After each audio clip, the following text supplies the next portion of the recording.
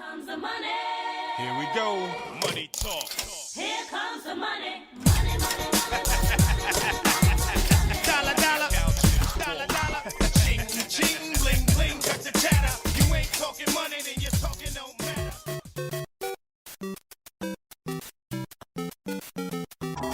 Bonus track, bonus track.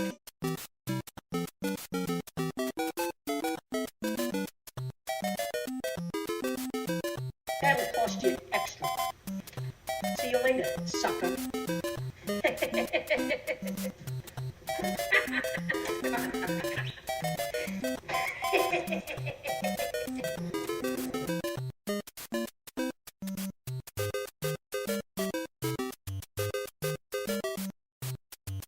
You know, the guy in the booth who's talking to you on a tiny little earphone, he's afraid the guys at network are going to tell him it's through if he lets the guy keep talking like I'm talking to you. Because the corporation's got the networks and they get to say who gets to talk about the country and who's crazy today.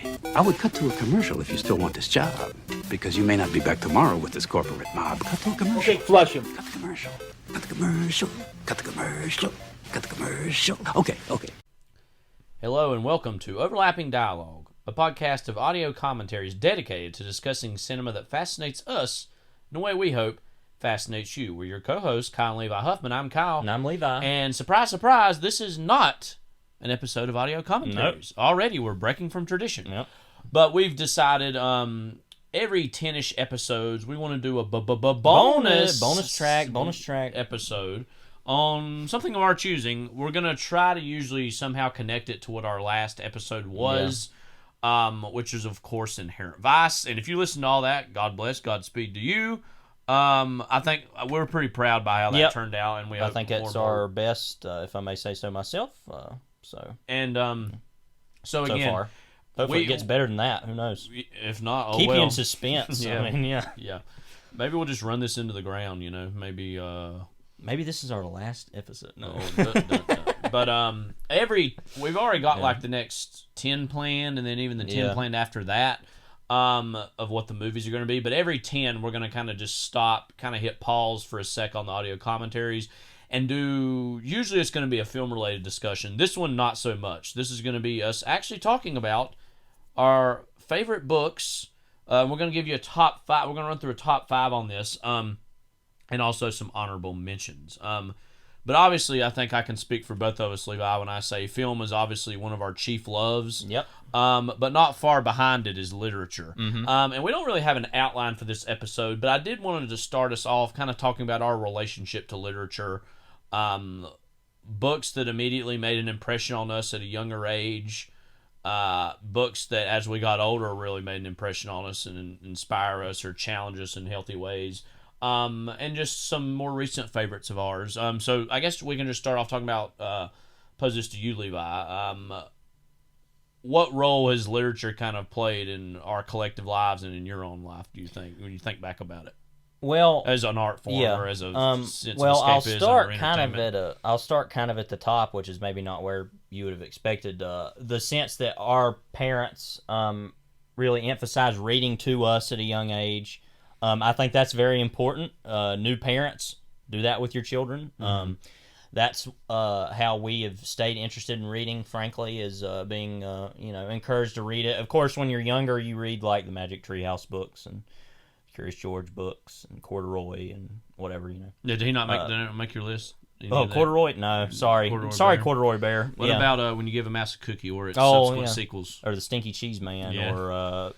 Frog Prince Continue. Right. I mean, those books. The True Story of the Three Little Pigs. Right. Now, there's a book. Yeah. That Cup of Sugar. I mean, if you have any idea what we're talking about at all. Those are good books for kids, though, because they're kind of... They're kids' books, but they're kind of weird and even abstract, as a kid, I was like, this is something different. This isn't as brightly colored, and like it's the art looked different. The messages I could tell something else was going on. Anyways, we don't need to go off those on are that, those are good books though. Yeah. But so I mean, it kind of started out like any kid does. I was actually thinking the other day. I'm not saying this at all to be like, oh, look at me, because it's actually going to go into a point I'm going to talk about later.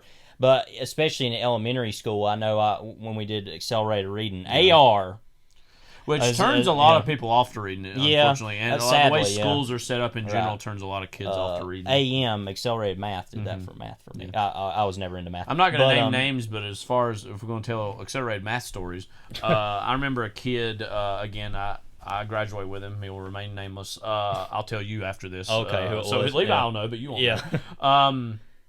Who would go in and, like, if kids didn't get certain good scores, he knew how to get in the program and change kids' scores. really? It was flagrantly cheating, basically. Wow. And it would get there early in the morning and would take their Scantrons and, like, would type in This was a these student? Yeah, this is a student, yeah.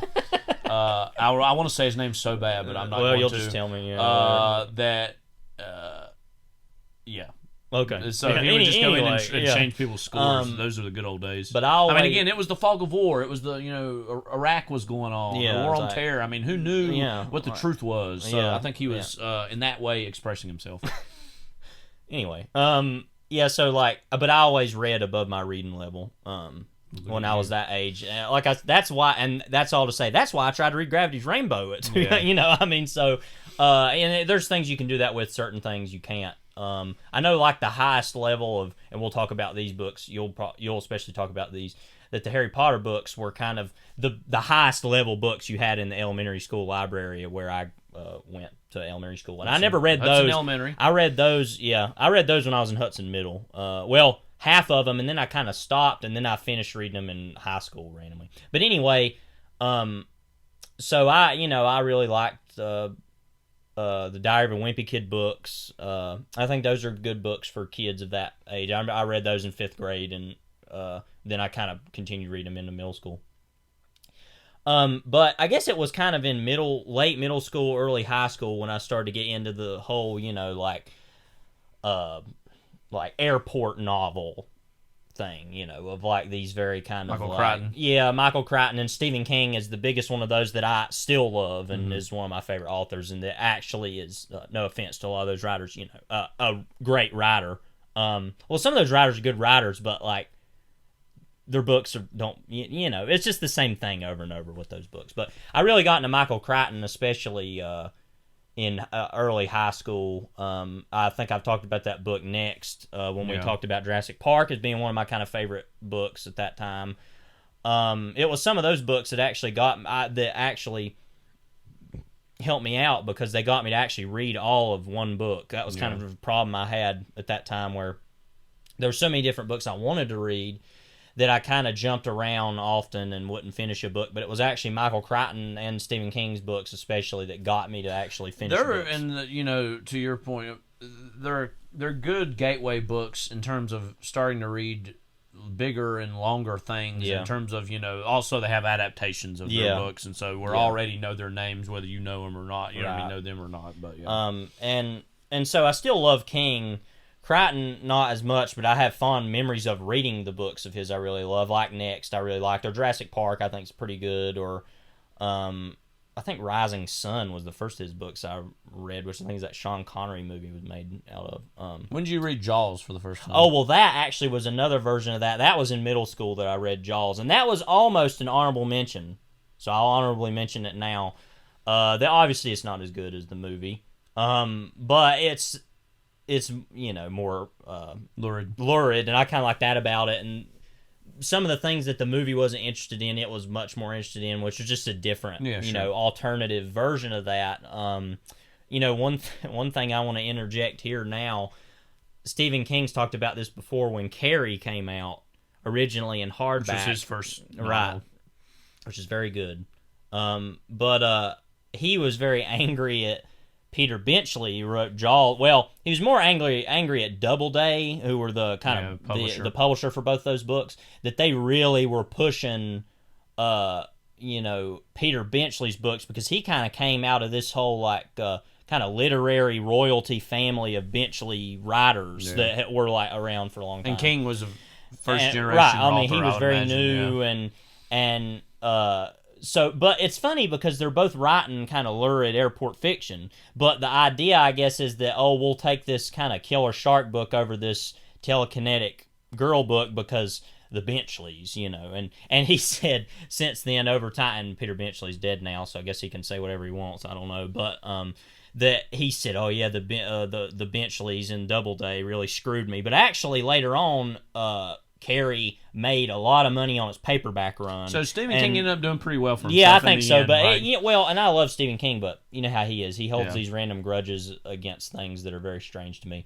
But anyway, so yeah, Jaws was another one of those books. I'm glad you brought that up because I wasn't gonna actually bring that up in my other books I'm gonna talk about later. But yeah, that was a book that made an impression on me in the sense that it was a very more adult book Right. that I'd read at that time.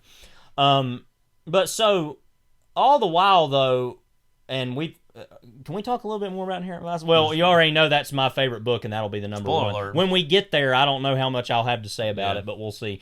That was a book A gateway also book. that was that for me, and so in that way, it made me be more interested in, what about these more literary things, even though that's like a genre book written by a literary person. Yeah. But it actually got finally really until college when I was becoming a lot more interested in these kind of literary books, as in the case of like books by Pynchon, Cormac McCarthy. I've read some of his books now. Hemingway, obviously, we're going to talk about him a little bit. I'm trying to think of other like stuff like older Southern writers like Carson McCullers. I'm going to talk about her later. But just things that are more literary, and I'm not as interested now in detective fiction or crime fiction or horror fiction as I used to be. The only real writers of that I read consistently are Stephen King and Richard Price. And part of that is because Richard Price, I love his TV work. And he's written screenplays and and Color Money. We'll be talking about that right, soon. and Actually, yes, yeah, we'll be talking about him again, actually, so I'll probably save a lot of that for there. But like books like Lush Life is pretty good, and The Whites. I've read both of Did those. you say The Night of? I couldn't remember that. And That's The a great Night show. of is like my favorite thing he's done. Yeah. Is an amazing show. We watched that when it came on HBO, and that really just is really great. And then he wrote On the Wire, and The Deuce as well, which is another one of my favorite shows. He's been connected with several David Simon shows. So since then. and we can talk about him later. But yeah, those are the only real like genre things I still really read is Stephen King. Also, you're one of those literary types. Like Well, I that. used to not be. You know what's but, sad you is know. I'll tell another recent story of Yeah. something I heard in a Oh, bookstore. yeah. But Yeah. I know it for a lot of people. Unfortunately, literary is a dirty word, which is strange. That. Because that's the only thing I want to read now. But yeah, that's interesting. Yeah. I was in a bookstore in Winston recently. I can't even remember the name of it. It's a really nice place. Maybe to remain nameless in case Yeah. anybody wants to track us down. And I was walking around and I picked up a few items from there. And I heard someone who was working there was taking around a customer, and they were looking at some stuff. And I think they were friends or kind of sort of knew each Yeah, other. probably, I'm yeah. not totally sure, Right. but they seemed to have some familiarity with one another. And this one girl, the one who was working there, was describing, this book and that book, and like, this is a good one you should read. And the customer said, "Is it literary?" And with an affectation to it that sounded very snark and like very like, I don't want to do that. And the girl, the woman working there shot back like, no, it's very good, it's very readable. What? And I was just like kind of minding my own business, but heard that and was immediately like, excuse me, because I'm not afraid to say it, and I'll just go ahead and put myself out there. ahead. There is some genre fiction that I like, but on the whole, most of my favorite books I've read, especially the last several years, have been literary with a capital L. Yeah. And in a very similar way, a lot of our favorite movies are a whole other conversation, but Yeah. like we really love the drama. Yep.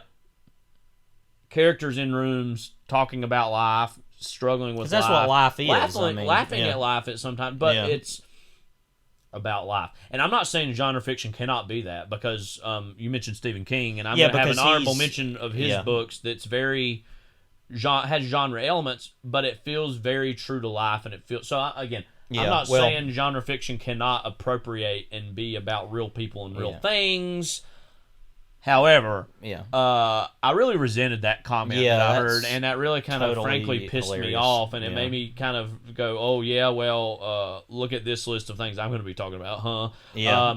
But everybody has their own Yeah. taste of literature, And- so I don't even know these people, and I don't. I wanna, guess so make it long about as them. you're reading, whatever. But I mean, it's and that's the thing about Stephen King. I wanted to say, and many people who know me know that I'm not really a Bruce Springsteen fan, but a lot of people call him kind of the Springsteen of literature in his era, because yes, he does write about the battle between a cosmic turtle and what will be seen as a clown, but is really another thing.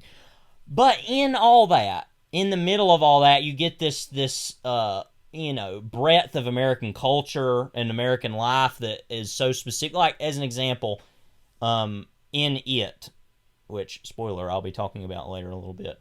Do you remember when Stanley, and this is going to be spoilers for some of these books, I guess, but I'm sure everybody knows about it. It's towards the beginning anyway, when Stanley commits suicide in his bathtub. And there's at least like 5 pages that is just about his wife. Yeah.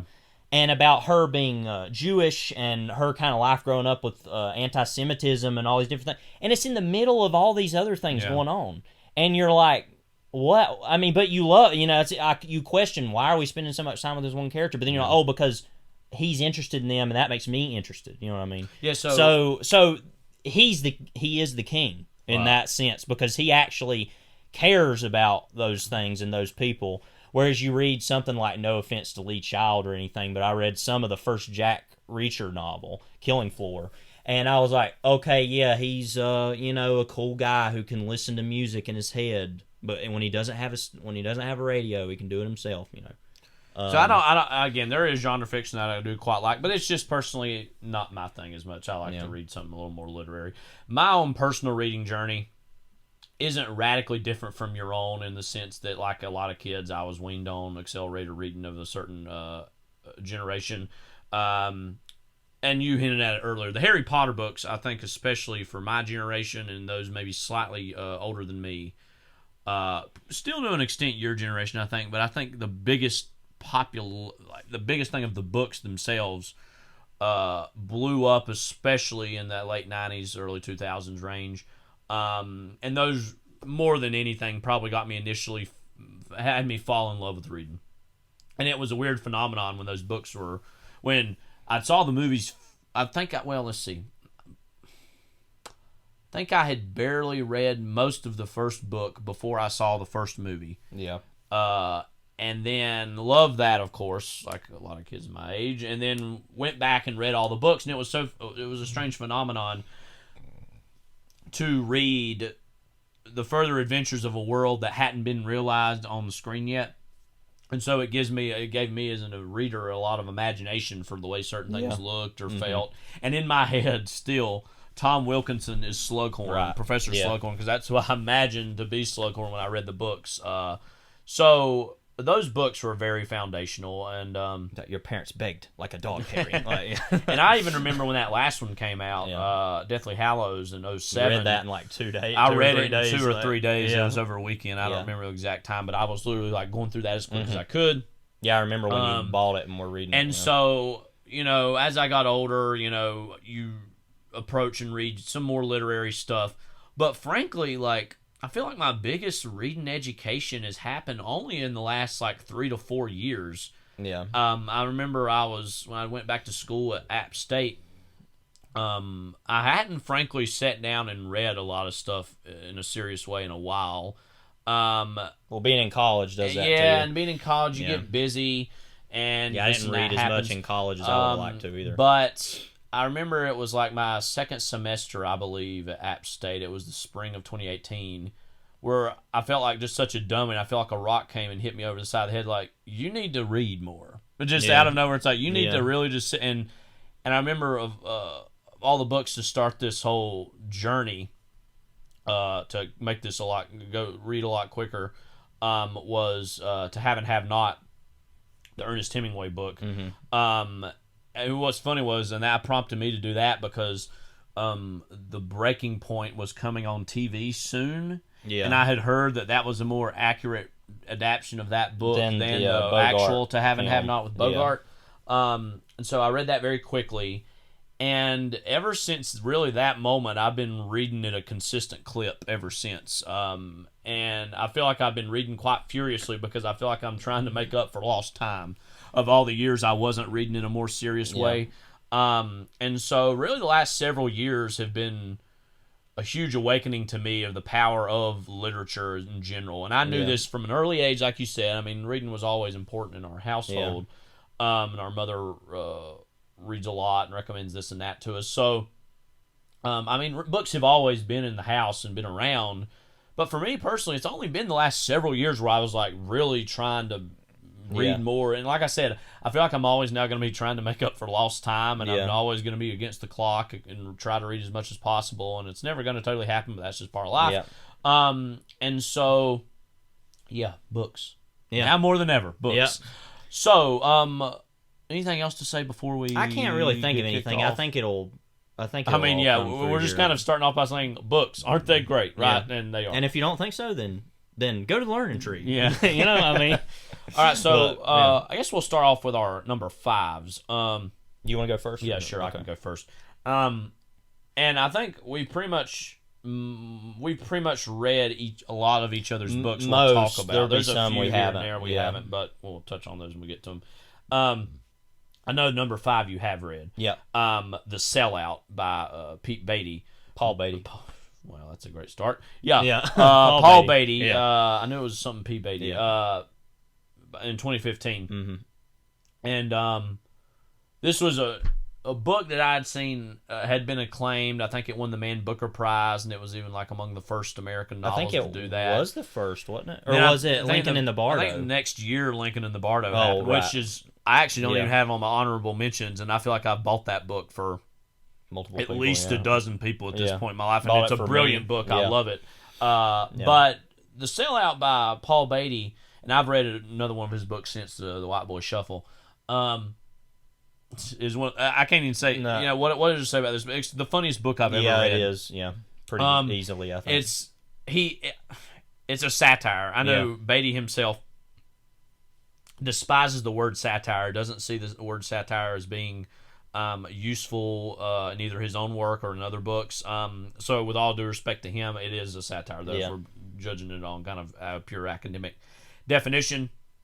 It's essentially about a man who's going through his own sort of early midlife crisis. Does not sure really who he is or what he's doing. A black man in Los Angeles.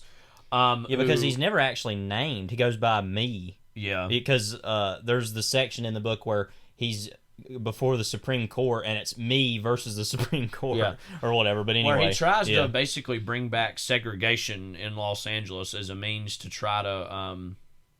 What is he even trying to do with that again? Part of the book, I read it a little more recently, so I'm trying to remember myself. It's been about it almost a year ago. But I think it was that he was angry that his kind of neighborhood had been kind of overtaken by Los Angeles and this kind of gentrification, and that it wasn't really that town anymore. It didn't even have a name. It wasn't on the map. And there's a section where he like spray paints around the outlines of what it used to be. And I mean it's kind of, and he's wanting to reinstitute like, slavery. Yeah, and it's almost like it's nostalgia for a time that was objectively worse. Yeah, right. And we talked about the nature of nostalgia. I feel like in this podcast in the past in our own ways, various points, but and it's just it's about some very big, serious things, and it come out right at the end of the Obama age or Obama administration, and in recent years, it's since been people have tried to rebrand it as like a Trump era book. But it's very much a book of the Obama era and the idea of post-racial society. That, we've moved past racism. We've moved past all these bad, awful things. But what about actually things that... Because there's a whole group of people in the book called the Dumb Intellectual... Dumb Donut Intellectuals. Yeah, Dumb Donut Intellectuals. Yeah. Who are part of this post-racial myth. This idea that we've moved beyond racism, that we've kind of... Obama's in office now, so what do we have to worry about, right? And I think in some ways this book, and it's already endured in its own way and it's very Yeah. popular, but I think would it weirdly have been an even bigger statement had Hillary Clinton been elected. Yeah. In the same way, I think in a weird way, Get Out would have actually been a bigger statement had Hillary Clinton been Right. elected. That doesn't change the cinema Yeah, or the right. writing of these works of art, respectively, but they hit a little different. I remember, just to go off on a tangent about Get Out, when that came out, was in early 2017. It was like, oh, this is about Trump-era America. It's like, no, it's actually about this very post-racial idea of America that's wrapped up in the Obama/Clinton age or prospective Clinton age. And so, in a weird way, the not the movies or the books themselves, but the messages of those things were in some ways dulled by what the reality. But the reality was a lot less subtle anymore than what it had been in the last several years. Right. So it's again really about some really serious things, but a wickedly funny book. It's very much concerned a lot with the the stereotypes hidden. Well, not hidden, because they're very they are not hidden in there. The kind of R gang shorts, and one of the main characters is Hominy Jenkins, who's the last surviving little rascal. Yeah, basically. and he was basically Buckwheat's stand-in, I believe. Yeah, or his Buckwheat's understudy is what it was Understudy, called. how to Yeah. phrase it, yeah. And that character is one of the funniest characters I've ever read, and I mean, if maybe just the funniest. I don't know. So, and the book's relatively short. It's only like about 300 pages, and it reads very quickly. Oh yeah, because it's just so funny. And I've it is very literary in its own way, but reading it, there's so many like cultural references and jokes. It was almost, I'd never read anything like it before. It felt so refreshing that it was like just. I'm not gonna say any expletives, but just like, where are my Little Rascal movies at? And like all these just hilarious asides, and like talking about growing marijuana and watermelons, and like his like farm he lives also, on, remember and all like, the stuff about his childhood too, about how his dad basically tortured him because he was like a sociologist. Yeah, because his basically. father was a sociologist that like did all these like basically experiments on his own child, and that's kind of why he's so screwed up. And but yeah, so much. It's almost you almost drown while you're reading it. It's so funny. It's I never thought there could be that many jokes contained in one thing. I think there's been talk about maybe making it into a movie, and I could see it being made into a movie quite easily. So The Sellout, again, that's from 2015. Paul Beatty, highly recommend that, and I think Levi does too. You read it as well. Yeah. All right, Levi, your number 5. My number 5 is something I read very recently. It's Love in the Time of Cholera by Gabriel Garcia Marquez. Everybody loves Marquez that's read him. 100 Years of Solitude, I know, is kind of his biggest book, but Love in the Time of Cholera is the only book of his I've read as of yet. And it's basically more or less a love story that spans, let me look on the back of the book. I've got it here. It says how long. It's about 51 years, 9 months, and 4 days. It's basically about these two characters living in, I'm assuming it's like Colombia, I think is where, I'm pretty sure that's where he's from. I feel stupid now. I think it's Colombia. It never actually says where it is, but in the book, but it's pretty much supposed to be Colombia. Where does it say? Yeah, Colombian. Yeah, I thought so. Yeah, so it's basically just about this. Set in North Colombia, yeah. Right. Because it never actually says where it is or what city it is, but there's enough. Well, also assuming that he's Colombian, you would just assume that's where it is, and also that there are some references throughout to famous Colombians of history, but it's more or less in the like late 19th century and early 20th century. About this couple, their names are Florentino Ariza and Fermina Daza, and Florentino basically ends up running this like steamboat company, but he is in love with Fermina, and she's the daughter of this pretty rich guy who's from another country, I think, but he gets disgraced over something later. I think he ran a lot of like pack mule stuff or something. He was very rich, but anyway, and it's like, but Florentino was seen as too kind of lower class to be married to her, and all these other things happen. She eventually, but they're in love very briefly in their young age, and then she gets married to a doctor, Juvenal Urbino, who becomes like one of the biggest fixtures of that town, and the very beginning of the book is his death. And then the rest of the book is kind of about both of them remembering each other, the kind of main characters, and he comes to the funeral and pledges his love for her again, and at first she's very angry, but and the whole book is then from then on kind of like a flashback leading back up to that point. The writing is on another level. Obviously, it was published in Spanish originally, but the translation, I'm not sure if it says who did the translation here. I want to name them because it's I was going to ask, good. Edith Grossman. Sometimes that can be awkward, Yeah. translating a book into another language, and you lose some of the poetry or the prose, but I'm assuming Yeah, it holds up really well. Edith Grossman, I'm not sure because I don't speak and I can't read enough Spanish to tell, and I haven't read the original one in Spanish to know. But I mean, this specific version of it, which is the Edith Grossman one, I don't know. I would guess she probably has done the one that's the most famous in English. I mean, it's frankly probably, other than some Don DeLillo, I've read the best prose ever that I've ever read. I'm not going to go into all this, but I'm a writer myself and write fiction. And when sometimes you read things and you just want to throw everything down and just say, why would I even want to try that? And Marquez, by way of Grossman, and he himself, because it's very clear that he's the one that wrote it.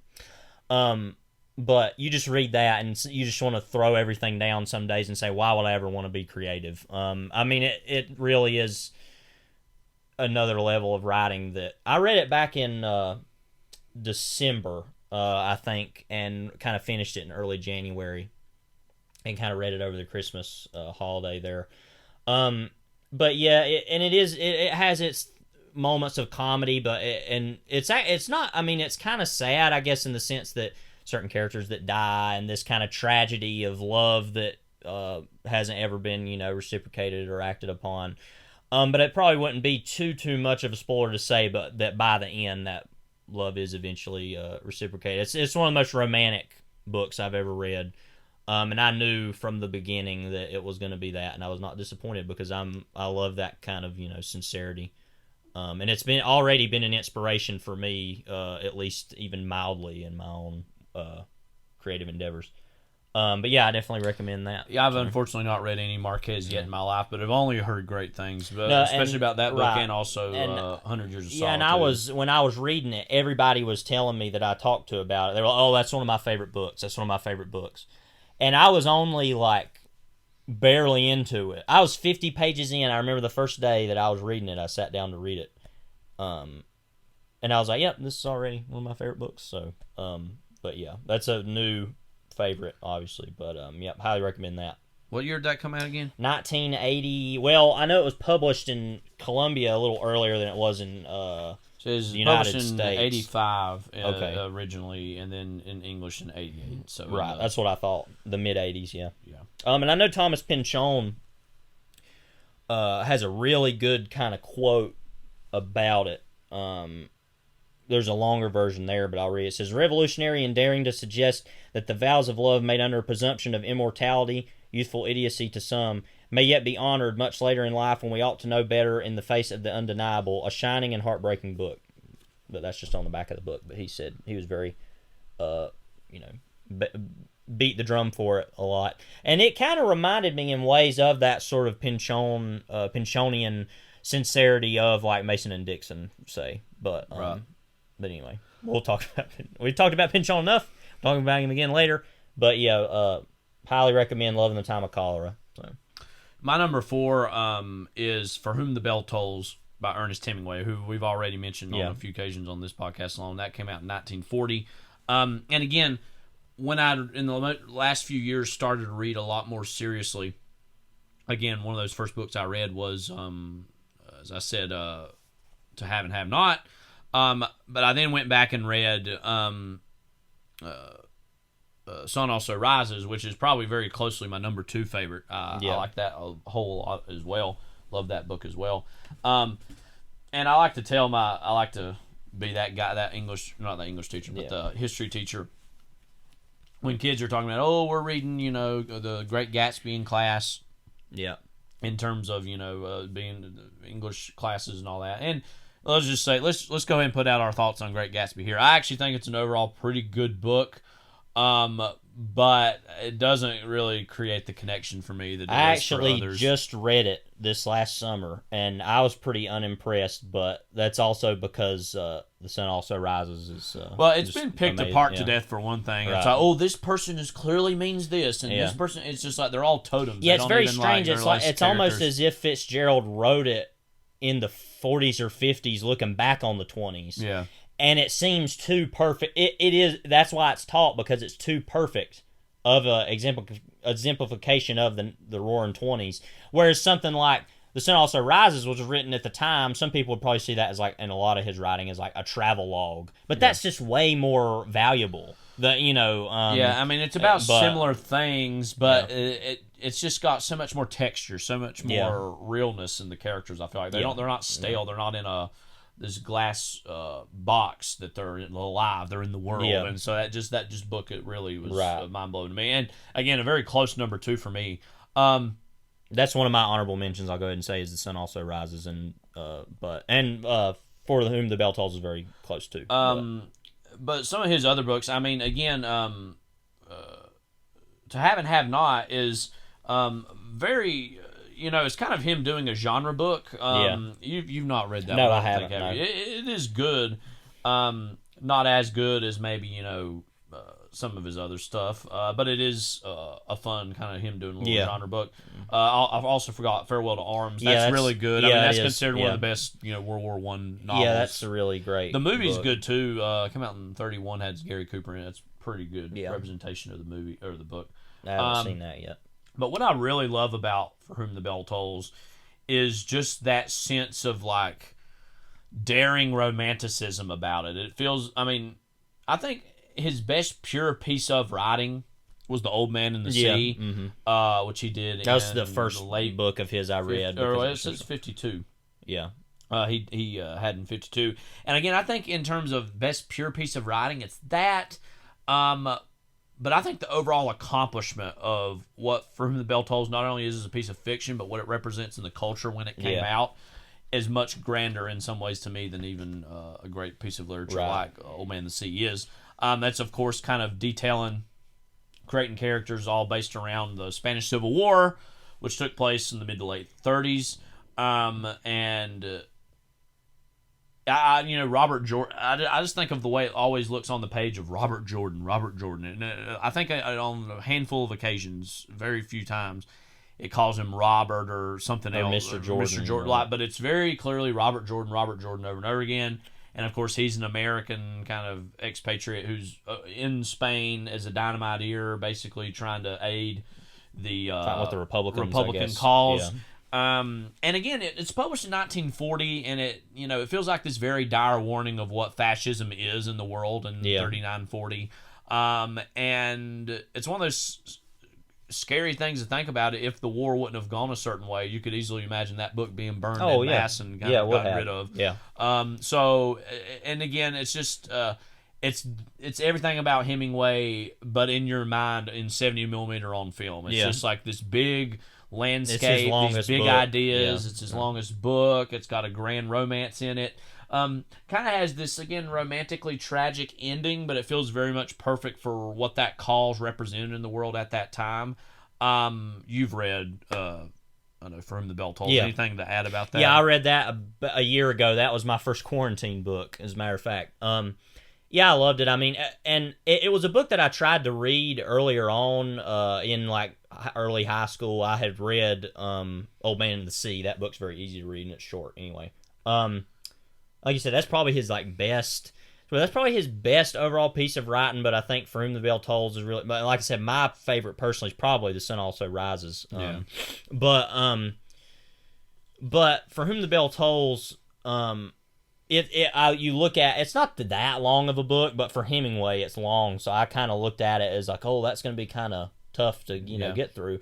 And it wasn't tough to get through, but it took me a little while. It was just like a little bit longer, and I was kind of busy at that time figuring out how I was going to deal with my student teaching during quarantine, and so it was kind of a wild time when I was reading it. But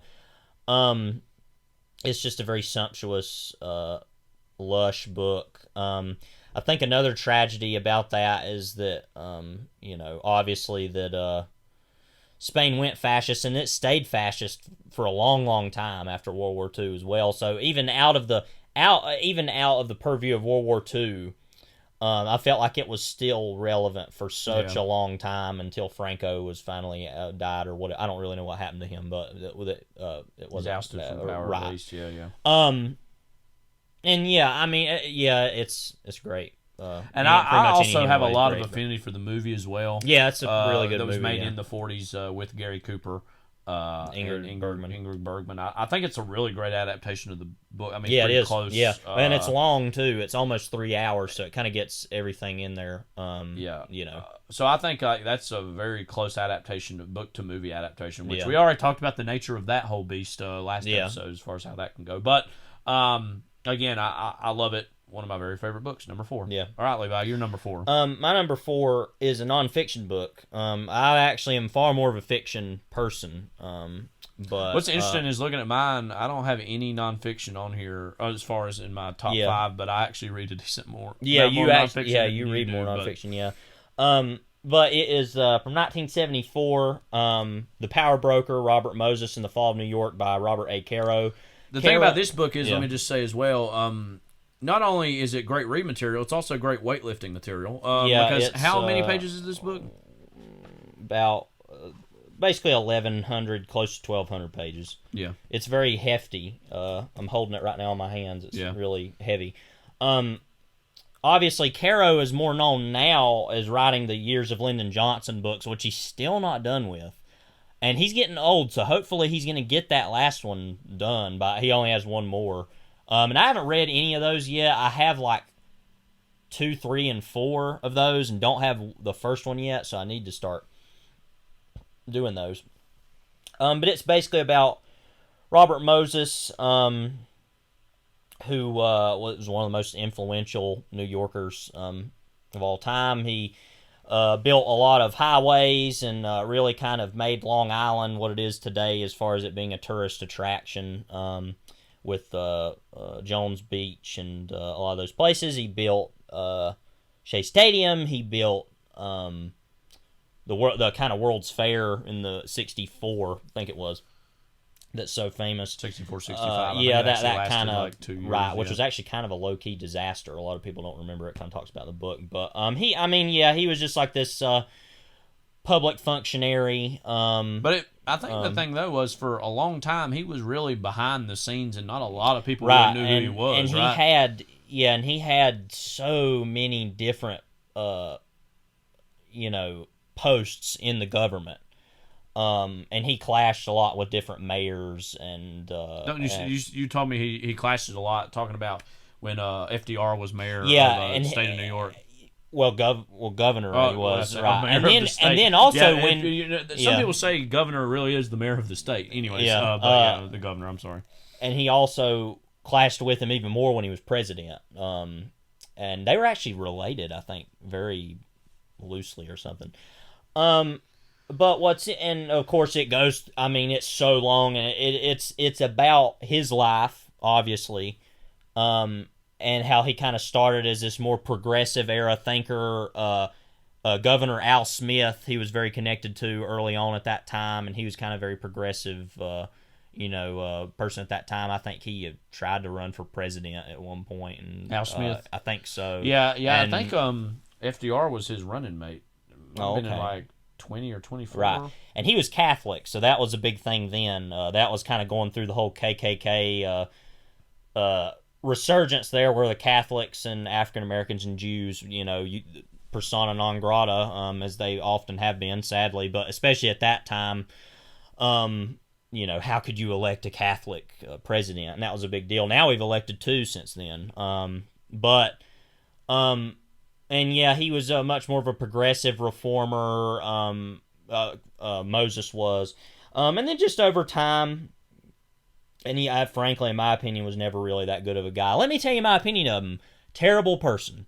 You know, I mean, you can read the book; it's very clear. I mean, but a lot of people, you know, like to look at him and say, "Oh, look at all that he did," and he was few people have been so productive in their life. I mean, he really was on another level of thought, a genius. I mean, but and all the work that he did, but in all these other ways, he pretty much, and traffic in New York City has been terrible forever. But I mean, and you can point to all these, and people would know a little bit more about this stuff than I would.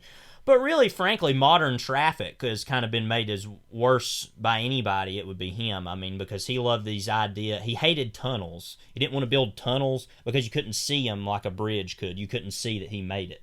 Literally, that's why he wanted to make bridges. Yeah.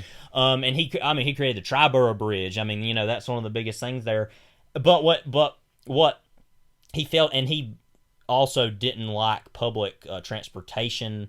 And really didn't care about that. He loved the car. Never learned how to drive, by the way, either. If you're a certain level of means, you're never going to need any. Right. You have people pay off. Yeah, to drive but he loved the car, but never drove one. It's like, but anyway, but what he didn't understand was if you don't use public transportation, and you don't provide all these other means, traffic's going to increase anyway. People are going to say, "Oh, look at this new thing," and traffic just gets worse and worse, and it never got any better. It still hasn't. But Caro, I mean, everybody, Caro-esque is its own adjective. I mean, the amount of, you know, he has that famous quote, is like, "Turn every page." I mean, he's on another level of research. And that's why I really want to read his Johnson books, because, you know, there will be other Johnson books to read, but, you know, that's another level of it. But, yeah, I mean, it is very much about Robert Moses's life, but it's also a lot about modern New York, and the way that has been ruined in a way. But there's a big section in the book that was very famous and got published in the New Yorker around the time when the book came out. Was this in the 70s? 74 it came out. And I think he was still alive at that point? I think he was just barely, because I think he died around the time the book came out. I don't remember exactly Robert Moses, but there's a whole section called 1 Mile that was about how they were buying... when did he die? He said he died in 81. Yeah, 81, so it was sometime after this. Power Broker 74, it says. Right. But that whole section of the book was very much about how he had basically forced a lot of people out of their homes on this certain stretch in the city so that they could maybe someday build a freeway there.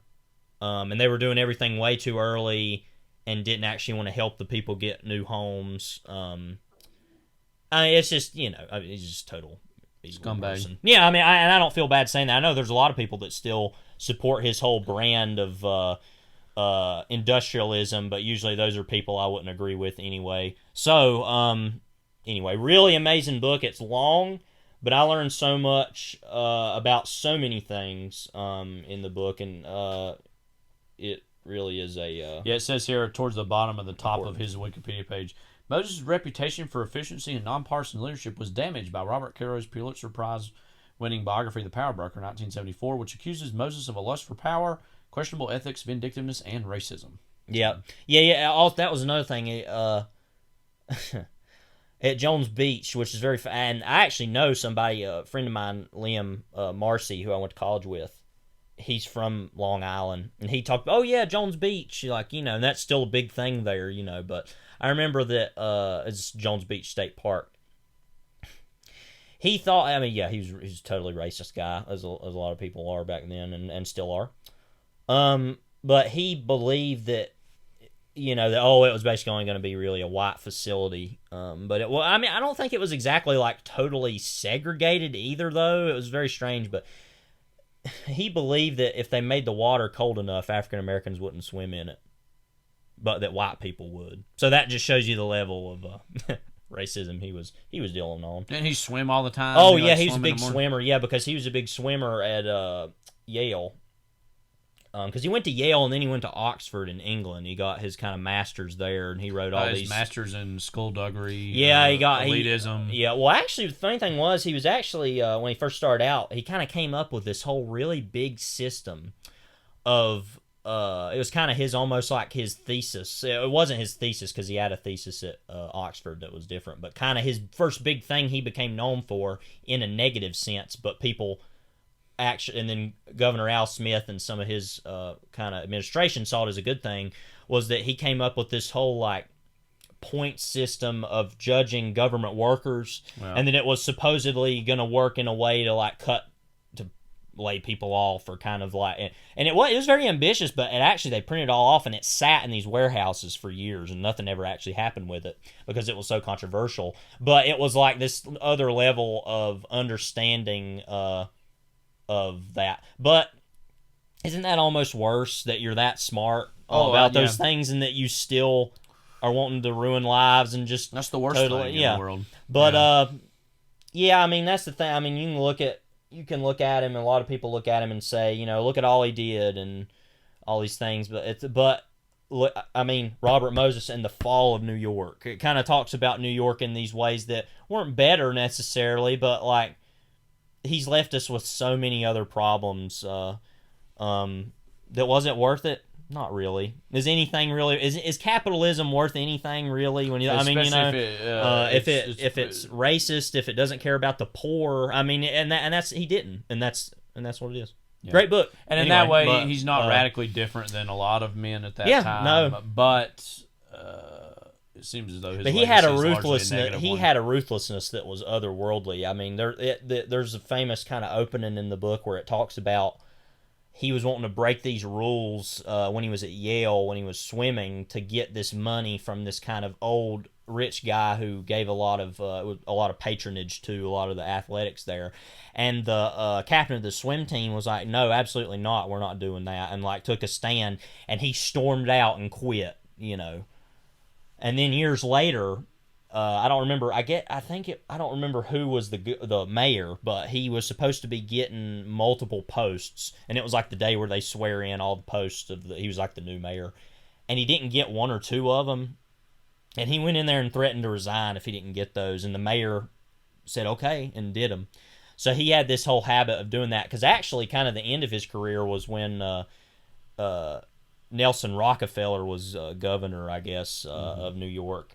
And he threatened that with him as I will resign. He's like, okay, do it then. And he had to, basically. But he had gotten his whole life, he had gotten to that point where he never had to do it, and then he finally did. But he's one of those people, another kind of way to end this, of talking about this book. He had no middle name because his mother didn't see any use for one. He was very much like his mother. His mother was...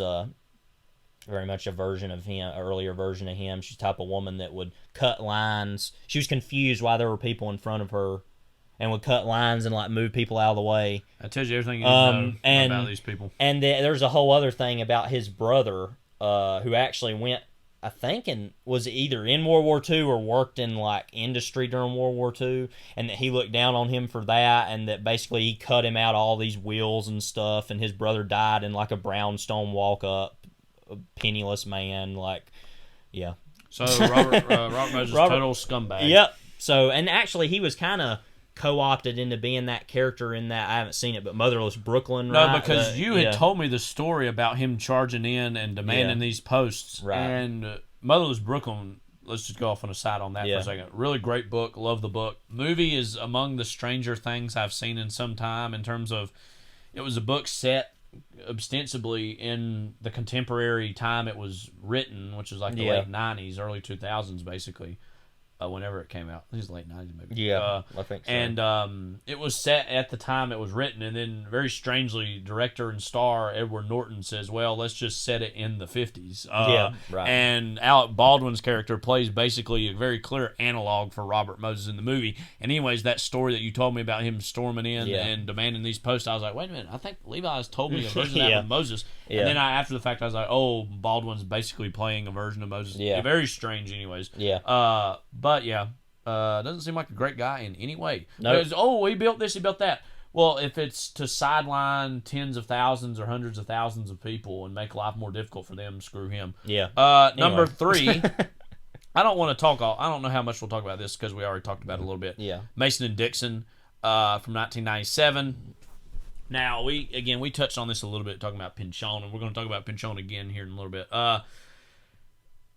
My favorite of his book, but it's very close. Vinland is a very close book to this. And on a certain day, I could see myself saying Vinland over Mason and Dixon. But I think for me, again, as I said last time, what makes Mason and Dixon so special is that it takes something that we all take for granted, especially living here on the East Coast. There is a special current cultural currency that so much of the American Revolution and America's past here on the East Coast still has. Especially, I know in Virginia, just to our north, has so much history wrapped up in it. Yeah. Even here in North Carolina, there's a lot of Civil War, Revolutionary battlefields and stuff. Yeah. But and so like I said in the last episode, for years and years, the Mason-Dixon line, you're like, okay, that was basically the line between North and South, right? That's what that was about. And that whole book and history itself pre-proposes, what if it's not? Right. To paraphrase Owen Wilson, yet again, third time straight episode, Owen Wilson rears his head. That his beautiful head, not beautiful, his ugly head. Yeah, beautiful head. That beautiful mane. But I never really thought about who would have been the people who drew such a line, what was the purpose of such a line.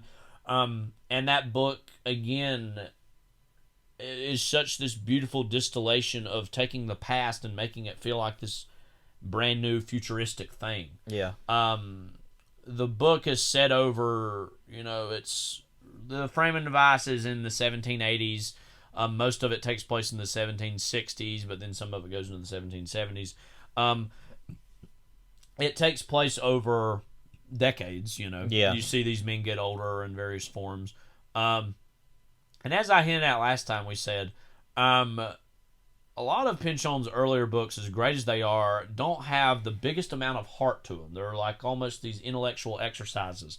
There are moments of them, no question about it. But this in Vinland especially, Vinland was 90 and this was 97. As far as that absence he had cast over literature for so many years, again, being an older man, you feel him, I think, grappling a little bit more with his mortality in some ways. I mean, some of the stuff at the very end of Mason-Dixon of Mason visiting Dixon's grave with his son, I believe, is very heartbreaking and very heartwarming at the same time. And then the very end and the of book the book really goes a long too. way to try to say these men were not friends. These men were not friends. Not They didn't really. care about each other.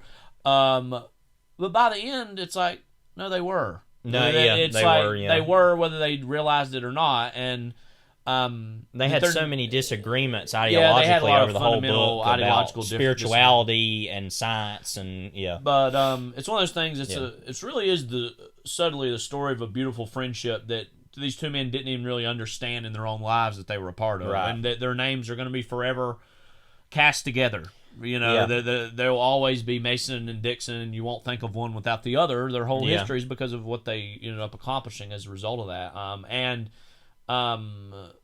It's very, very deeply beautiful book, I think. And like I said, also that it takes a lot of real people and real histories and projects them into the very Pynchonian way that he does in terms of not only the language but also the cultural references abound and are aplenty in that book. One of my favorite things about that book too is that obviously we talked about it last time, is that the book is about so many things, but what it's ultimately also about is America, in the sense of these Americans that they know more than their British colleagues because they're actually there, seeing that these people, and it's both in a way of like, these people are insane, these Americans, and that they will like overcome this British rule, like it's going to happen because you can't hold them down, but also just this general independence of themselves.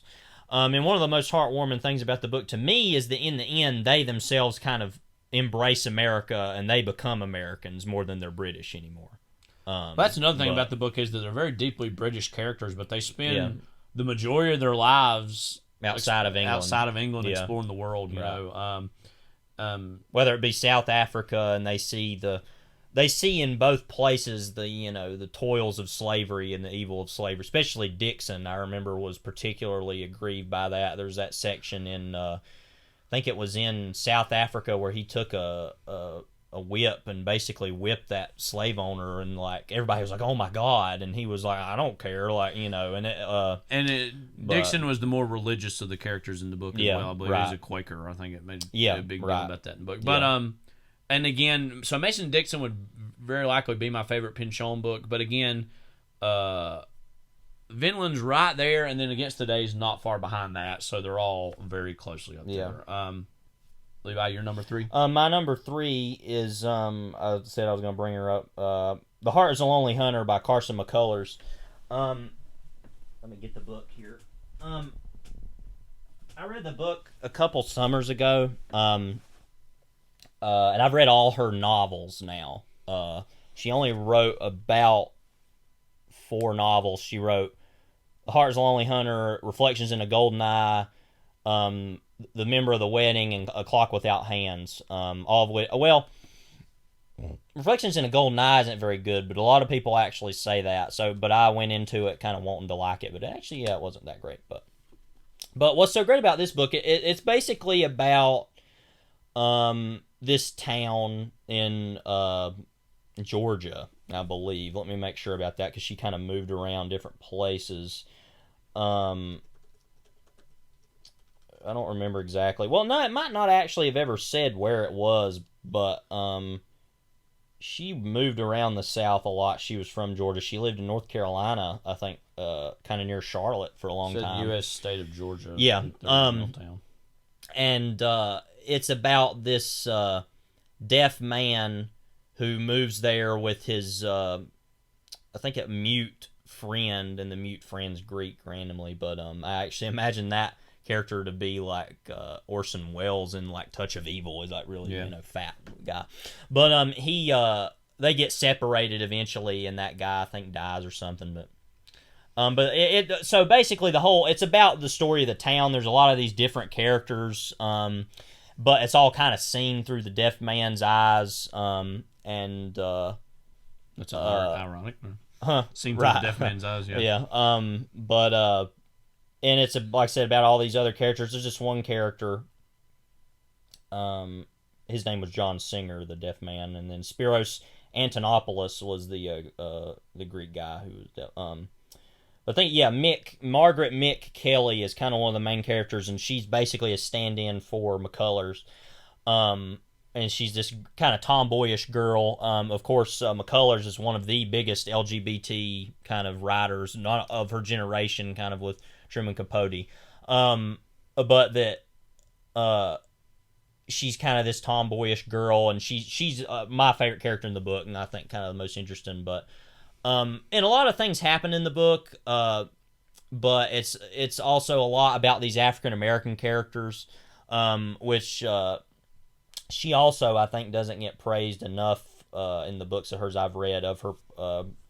They're not golden and perfect, but her, depictions of blackness in the South were, they're not perfect, but compared to others Flannery at that time. O'Connor, I believe, has been much more heavily criticized. Flannery O'Connor was pretty racist, and I've read some of her books, and a couple. I've read Wise Blood, and and that was okay, but I'm a big fan of A Good Man Is Hard to Find, her short story. They very famously had wars of words with each other, mostly just on O'Connor's part, because she just was kind of a crone, but in a lot of ways. But McCullers, like I said, obviously it's not perfect, but compared to other things, it's very very good and very just. It's a very heartbreaking book in a lot of ways. I think all her books are. She also wrote a lot about those types of things in A Clock Without Hands is very actually her most definitively race related book. But that was written that came out in 1960. Another famous thing about The Heart is a Lonely Hunter is I think she wrote it. She had scarlet fever or something, and she was very sick when she was a child, and she was bedridden, and she wrote this at like in her late teens or something, Really? like insane. I mean, nobody has ever written something on that level that young. 23 at the time of publication. But let me see about the background of the book. I don't remember exactly. I'm going to look here, but she was very sick in her youth a lot, and bedridden, and she, like I said, wrote that. Trying to find, and then rheumatic fever. She originally was going to study music, because that's another thing about the book, especially this one, is that the Mick character is very interested in music. I think the piano especially. I don't have a lot to say about it because there's Was there so an many. adaptation of that made? There in the is, and movie? I think Alan Arkin was the John Singer character. Right? You've not seen it? No, I haven't. I've wanted to. It came out like the late '60s. Yeah. So it's kind of a new Hollywood movie, but I don't think it is exactly. Yeah. But yeah, I don't really want. Well, I shouldn't say I don't want to spoil it, but like, because there's just a lot that happens in the book that frankly I don't remember enough of to discuss at the moment. But it really is. I think what I've read, the best piece of Southern literature. Well, obviously, we're both Southerners. Yeah. In case you couldn't tell by our accents, from Western North Carolina. And I don't know. We don't like go out of our way to only see things that are Southern literature or Southern art, and we don't. But we do really like and respect when artists of the South come about, and Right. we just see how they represent the cultures. Yeah. Because that's the thing. The South is not obviously one culture. It's like any other place. It's a bunch of cultures fighting all at once amongst them. One last thing I'll say about this book that obviously I highly recommend. One of my favorite character names in anything. There's a whole section of this book I think are very interesting that are about children, and about them, the kind of community of children that lives there. And there's one whole section in particular about Mick. I think holds a dinner party, and all these people come, and it kind of doesn't go the way she wants it to. But there's this little boy in it named Spare Ribs. It's like what he goes by, and it's like other kid names, and then Spare Ribs. What's Spare Ribs up to? Like, but that's one of the funniest things I've ever read. But Carson McCullers is one of my favorite authors. She died relatively young. Yeah, she like I said, she had all kinds of health problems, and I think her husband Reeves McCullers committed suicide. And she actually had a really pretty tragic life. She died at age 50. And she moved to like Nyack, New York, and died in like, what year did she die? 67. Mm-hmm. So she wasn't very old. And I think she had like really bad. She had strokes at the end of her life because I think she typed all of A Clock Without Hands with one finger because that's all she could do. And that's a really pretty great book. I said the only book of hers I don't think is all that is Reflections of a Golden Eye, but that book is so fascinating. That, of course, was made into that movie with Marlon Brando, Elizabeth Taylor, and Robert Forster that John Huston directed. Right. But that's a very weird book. That's like a really big LGBT book as well, about gay men in the military kind of sort of thing. And because that I think was also heavily inspired by. She lived on some like army bases in the South, but no, she's great. So yeah. Number 2 for me is The Amazing Adventures of Cavalier and Clay by Michael Chabon, which was released in 2000. Now, the first time we would have ever seen Michael Chabon, it should be said, was Comic Book Superheroes Unmasked, the History Channel documentary, which we still quote from. All quite the time. liberally. Bucky Barnes. Narrated by Keith David. Yeah. And I remember there's all these talking heads about people talking about comic books and the old comic book creators, and he just is among them. And so for a long time I was like, oh, that guy just must be some expert on comic books, I guess, or something. Turns out he's actually just a novelist who wrote a book about that world. Right. And this will be our chance to talk about Michael Chabon a little bit. We're quite a big fan of him and his books. Mysteries of Pittsburgh was his first novel, which I went back in recent years and read that. That's probably my second favorite book from him. Yeah, I'll go ahead and say two of my honorable mentions are going to be Adventures of Cavalier and Clay and The Mysteries of Pittsburgh is kind of my second Mysteries favorite. of Pittsburgh has like kind of a genre-y element to it in terms of some of the gangster stuff. But what I love is that that's set amongst this kind of whole summer, and it's all about that awkward stage of like you're towards the end or at the end of your college life, and there's this whole like, okay, now what gives? It's the classic kind of early to mid-20s writer syndrome of like, what do I do next? And he really explores that quite beautifully, I believe, in Mysteries of Pittsburgh. And again, he was relatively young when that book came out, I believe. It says it was 88, I believe, is when the book was released. He was born in 63, so he was in his mid-20s when it came out. I know he spent a lot of years between that and Wonder Boys writing that baseball writing novel. this very long book called Fountain City, which is, it says, quote, a highly ambitious opus about an architect building a perfect baseball park in Florida, ballooned to 1,500 pages with no end in sight. And he's, I think, over the years, there's been a few excerpts that have popped up. I'd like to read those. I haven't. Yeah, I mean, it sounds ultra fascinating. Yeah. I'm like, okay, I'm just a huge fan of him in general, but it's like a 1,500-page book with no end in Yeah, sight. right, How yeah. you get that far along, and you're like, I don't know how this is going to end. Right, yeah. That's just insane to me.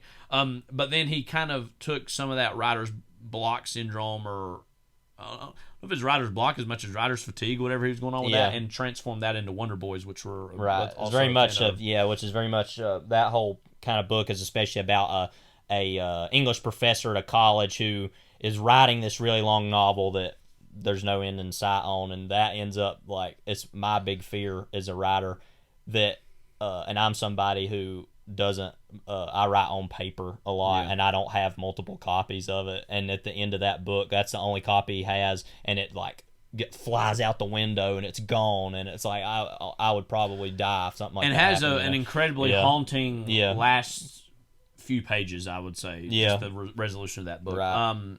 And then his third book was The Amazing Adventures of Cavalier and Clay, which I believe I read around the time I read Inherent Vice for the first time. It was like 2012, I believe, around that time. Yeah, it was. I remember I got like it from September the of 2012. Lenore Library. And while that book is about Jewish comic book creators of the 30s and 40s, it's not about the comic book characters themselves. Yeah. They live lives that are obviously very rich as anything that Superman or Batman would ever go through, or any kind of name your, comic book character of the day. Because that whole dynamic between, of course, Joe Cavalier, who was an immigrant from Czechoslovakia at the time. And right, because he lived in Prague. Sammy Clay, who was his cousin, who was living here in America, and their whole expectations of what they want their own lives to be and what their own successes to be, kind of, in some ways complement one another, and then in other ways clash.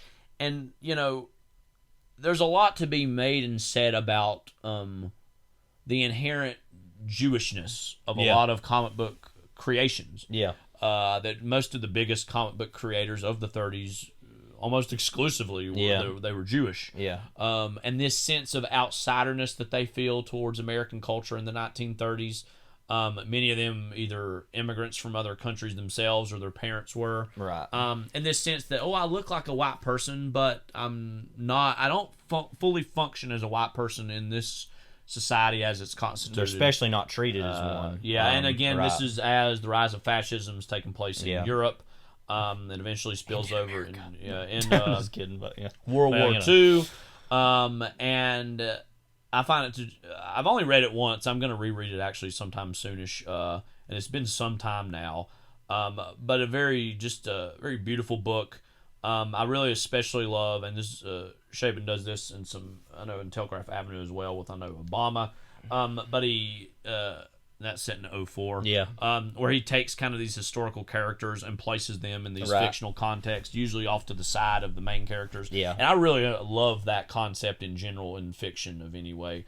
Because Salvador Dali and Orson Welles are two big ones, and then a lot of other comic book writers like Stan Lee shows up, and like that one guy that created like the Black Hawks, or I don't know, there's not a lot of those other but comic I mean book stuff, and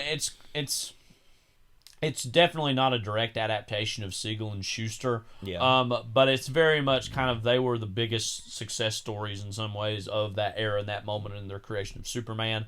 And again, it kind of just talks about what kind of toll that that industry took on a lot of these young Jewish men at this time period. I mean, of course, Chabon himself is Jewish, and a lot of his books deal with Jewishness in some roundabout way.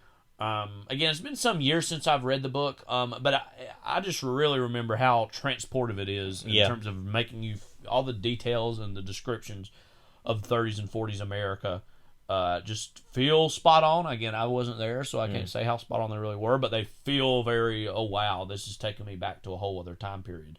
And so, again, one of my very favorite books. So he's, again, one of my very favorite authors. I could actually probably look at my top 3, and the author of those books would probably be my order of my favorite authors. Almost, maybe 3 and 2 could swap. But, again, then there's still a few Chabon books that I haven't read yet, which I'm actually happy about. Yeah. Because my next person I'll talk about, I've already read all of their books, and there's a certain sadness that there's no more new them. But with Chabon, I'm kind of excited. That not only that, but he's still working, and still, publishing things consistently enough. So I'm actually excited that there's a few of his books I haven't read just yet. It should be said, too, that this has been in developmental hell for a long time. Yeah. Been trying to make this into a movie, and relatively recently it seems as though it's going to be adapted as a Showtime miniseries, or maybe 2 to 3-ish seasons. I'm not sure exactly what the plan is, but that it's going to be adapted in TV. So I have high expectations for that, and Chabon himself is very, very involved in that. So anything else to add? You've read this book a little more recently. I just read it a couple months ago, and I'd been not putting it off necessarily, but it's just kind of a little bit of a long. It's like a mid-range long book. It's like 600 some pages. It's not like terribly long, but I've just been meaning to do it for a long time, and I mean, there's so much of the book that sticks with me, but there's that one section where he's in where Cavalier Joe's in the Antarctica during World War II, and that he's been getting all these letters from her name just Rosa. About they had a son together, but they're kind of saying that Sammy's the father, so that but it should be said Sammy in the book's gay. Right, and that's a big part of Chabon's books as well.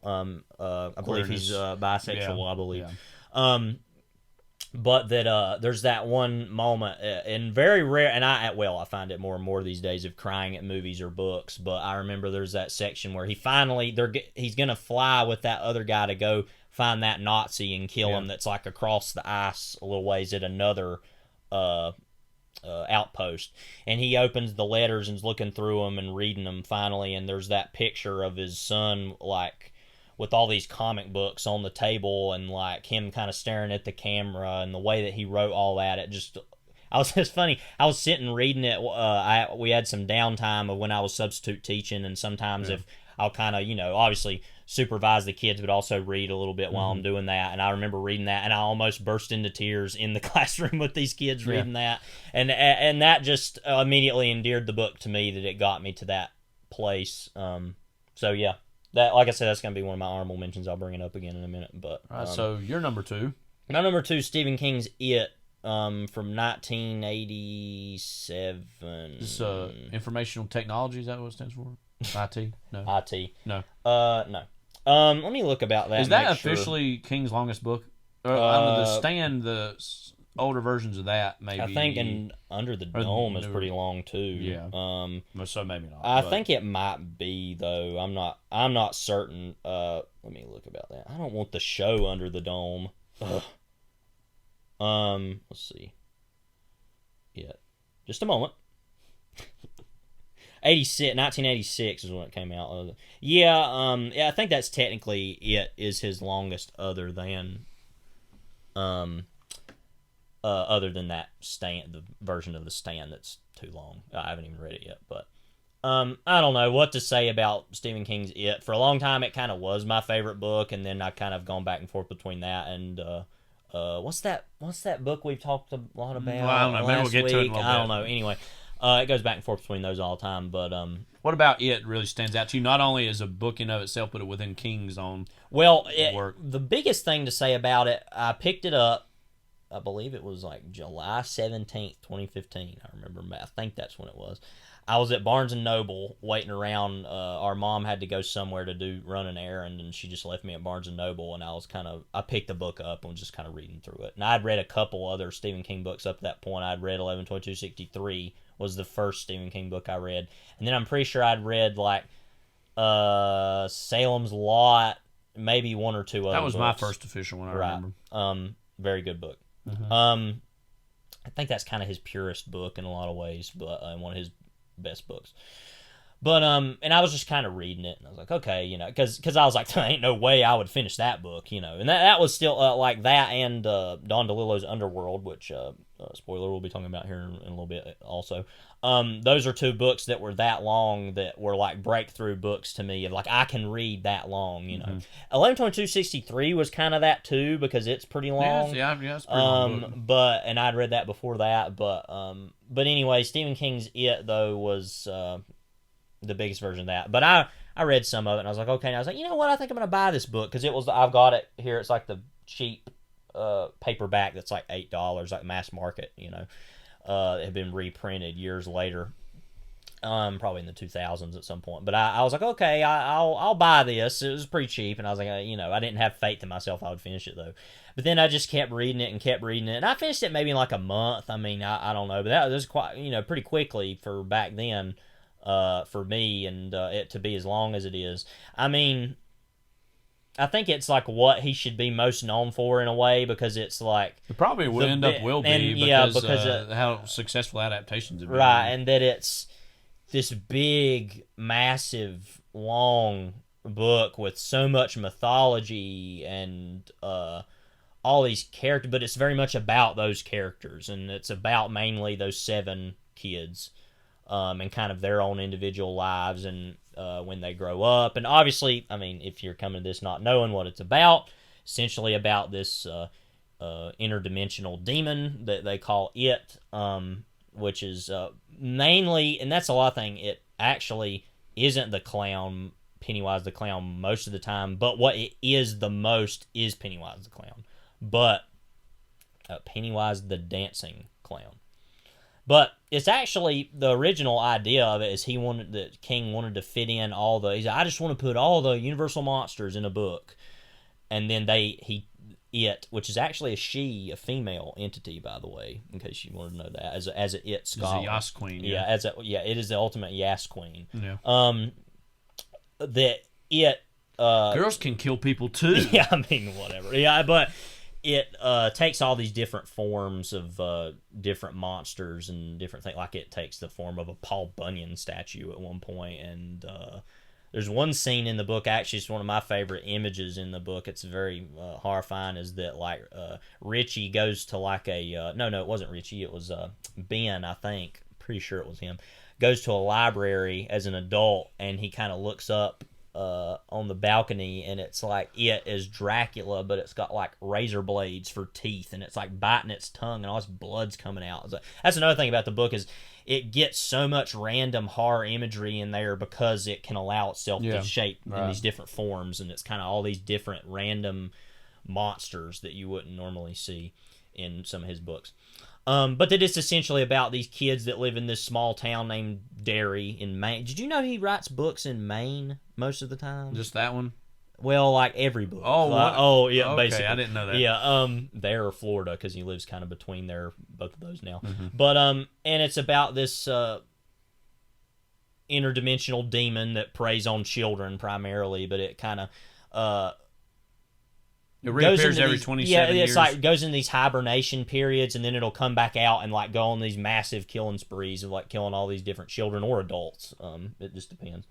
But that It feeds on the fear of it children. feeds on the fear of the children, and that just what's great about the book ultimately is what it represents. It kind of represents the evil of the town itself. The town, which is mostly, fine enough, like small town, has all these terrible events that have happened, like the Kitchener Ironworks exploded and killed all these people. That it caused that, and there's all these bullies and adults that are weird, and these like evil people in and again, the town. a lot of King stuff is about Right. the horrors behind small town life, in the same way David Lynch, a lot of his Right, stuff is because about I'd similar say things. this and Blue Velvet are kind of parts of a whole in a way, even though one is far more in terms, supernatural. especially than both the being other. from a time period of the 80s when that And they was, both came out in 1986. Oh, it So was that same year. yeah. Then, huh? So Wow. but yeah, and ultimately, and basically, it's just about those children finding out about it and destroying it and killing it in the 50s. in the 1950s, they think they've killed it, but then the other half of the book is them as adults in like 1985, having to be brought together. having to be brought back together when it starts resurfacing and killing other people. And that one of the characters, Mike, who's a African American in the book, he's one of the most interesting characters. I think he's the one who kind of stays behind. He's like the historian as of the sorts. historian. He works at the library, and he's the only one who remembers everything that happens. And you probably know all this, by the way, if you're listening to this and You've you've probably seen the movies at But least. I'm just going over it in case you don't know. But and that he calls all the people back up, and they've all moved away in all these crazy places, and they don't remember anything that happened, but then they kind of are forced to remember. And all of them come back except Stan, who kills himself because of the fear of having to deal with it again. But it's about so many things, and there's so much there. I mean, it's kind of has everything about King that is great in one book. It's such a rock and roll. It's really a piece of rock and roll like literature in a way of how much not only rock and roll music is in there, but just kind of the attitude of it is very. It's very much like a rock song. Well, it in a should lot be of said ways, your and, senior quote is taken from that book. Yeah. No, I've read it as well, and there's a few other King books that I would personally like a little more than that. However, I think it's between that and the original version of The Stand, I would say, is his best work. Yeah, and I love The Stand as well. but That would be close. You would encourage me for some time to read it, and I think I finally did. It was in 2018, I believe. And I also really fell in love with the book, and I think it really does capture that sense of youth, but also of growing older and what it's like to come back to your small town or to be reunited with your friends, and the joy of that, but also the traumas that can come along with that too. And of course, it's very much like this horror genre thing, but I think it's very clearly in its own way. All that stuff serves as entryways into talking about very universal things that I think most people can relate to. The way I think about the book, there's that section you probably remember where they do that like Native American ritual where they get into that like smoke hole or whatever. I don't remember what they call it, but where they see these visions. And I don't remember who it is, but one of them stays in long enough to see the vision of thousands of years ago when it's so dumb to think about, when the dinosaurs were alive, the meteorite hits and lands where Derry is or whatever. And then of course there's the whole mythology of the turtle, which is basically the good version of the opposite of the entity. But it's like it can have all that, and that, by the way, that hasn't been properly adapted in any of the adaptations. I was getting ready to ask you, what are your impressions of the adaptations? I know a lot of people love that 90s miniseries. I've never really liked it. Should be said on the whole, overall pretty faithful, I think, to the book. Yeah, in terms pretty of, much, but it's just so goofy. Yeah. I mean, and I know the whole story's kind of goofy. I mean, like I said, there's like the fact that I'm beating the drum for, you need to put the turtle in there, but and it has been in there, and he's like, oh, there's the image of the turtle, but it's like, yeah, but you're not. But that's kind of a frustration with it. But anyway, who cares? But I think the one thing that's universal between both versions of the adaptations is that the casting is always great. Well, I think a lot of it comes But- down to that. I mean, that's Yeah. more than half the battle is getting that right because So- the characters are so indelible in the book. I mean, So in you that get- sense, I think that the miniseries is good in that sense, and that the acting by those people isn't always great, but I think John Ritter's it's really fine good, enough. I Yeah, think. John Ritter's good, and that guy that was a John Boy on the Waltons, I can't remember his name, but he's a all right enough Bill. He's fine. What do you think about Tim know. Curry as Pennywise? I think that is low key terrible. Which I'm not really that big of a fan of Tim Curry anyway, to be honest with you. Yeah. But that was working Home Alone 2, it's Lost in just, New York. Yeah, I know that's a controversial. I could care less because I'm a bigger fan of it than any of you would ever be. Frankly, that's no offense to y'all, anybody listening, but like I think that it's kind of a low key terrible performance. And then what do you think of the recent 2 movies? I pretty much love those. I mean, they have their own issues, but What do you think Yeah. about the decision to move the time periods? Where Well, the flashback that's- stuff in the book is in the It's- 50s, it's- modern yeah. day in the 80s, and the new stuff, it's the flashbacks in the 80s, modern day in the modern day. I mean, it's it's annoying, but like if it's between that and nothing, Yeah. what's that quote in that the principal says in Ferris Bueller's Day Off? Between grief and nothing, I'll take grief or Yeah. whatever. But yeah, I mean, they're really good. I was actually looking at Walmart yesterday. They have that. This is a random complaint. They have those on DVD there together because I've been waiting to buy them both together on Blu-ray. They have them on DVD. They don't have them on Blu-ray. I'm like, what? And they have them separate on Blu-ray though. I think you might But put them on 4K or something by this point. yeah, I'm gonna look into that just after this on Amazon. You're probably screaming, "Oh, I already have that" or whatever. Well, good for you, but I don't. So I'm gonna look into that. But no, I mean, I think those are good adaptations. They're not perfect, but I feel like they get as much out of it as possible. And originally, Cary Fukunaga was going to make those, and those might have been a little bit too different, but they would have been probably better because I would trust him with about anything. And he made the new Bond movie, so we'll see how that goes. But usually he's somebody Can't be worse than Spectre. No, I mean, he's somebody usually to trust with about anything. So that's kind of a shame that didn't happen. But I think that Machete did I think that's how you say Andy it. Machete, Andy yeah. Machete did a pretty good job on those. And Maybe and he should I, do another Machete movie. Yeah, and I Machete kills it. Yeah, wow. Machete kills Pennywise. And I thought that what's his name? Bill Skarsgård was really good as it. I would say Pennywise, but he is it. Yeah. She, excuse me. No, I mean, yeah, I thought it was really good. I thought the acting was good. I thought the jump scares were some of them were a little whatever. But when you're, for me, and I mean, getting imagery from books isn't everything, but when you're dealing with it and you're already going to be losing so much stuff for multiple adaptations, for me now, I just look at it and say, how much of the imagery can you get in there? One thing and these really got speaking quite a of bit. imagery, one thing that I'll always remember about that book is at the end of the sections, Yeah. it usually would talk about there's this old photograph or like from this old time period, and you would see it in the background or somewhere, and those were always very chilling ways to end those sections. I always remember those made an immediate impression. But yeah, again, there's a handful of other, well, maybe only about two to three books I like, maybe just barely better than it, but it is, like I said, I think probably is even better than The Stand, which I think in some ways has a lot of other great things going for it. But yeah, I mean, I think might be very well be his best book. So it. All right, so we're gonna, I think, go through these relatively quickly. Some of our honorable mentions before we each do our number one. I'll just run through these relatively quickly for me. My honorable mentions. A Brief History of Seven Killings, which I think I read almost immediately after I read it. I remember, funny enough, from Marlon James, who's a Jamaican writer, and that came out like 2014. Yeah, something like that. It was in the early to mid 2010s. Yeah. Great book. It's kind of like a piece of crime fiction, but it's like set amongst what was going on in Jamaica in the 70s through the 80s.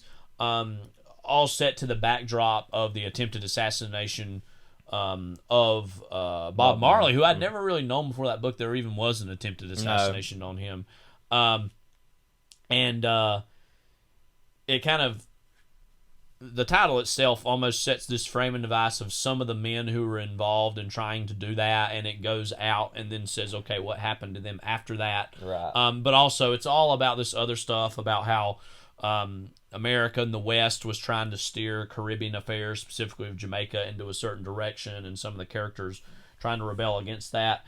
A very beautiful book. A lot of it is written in patois, so it has a voice to it that is so unique and so distinct.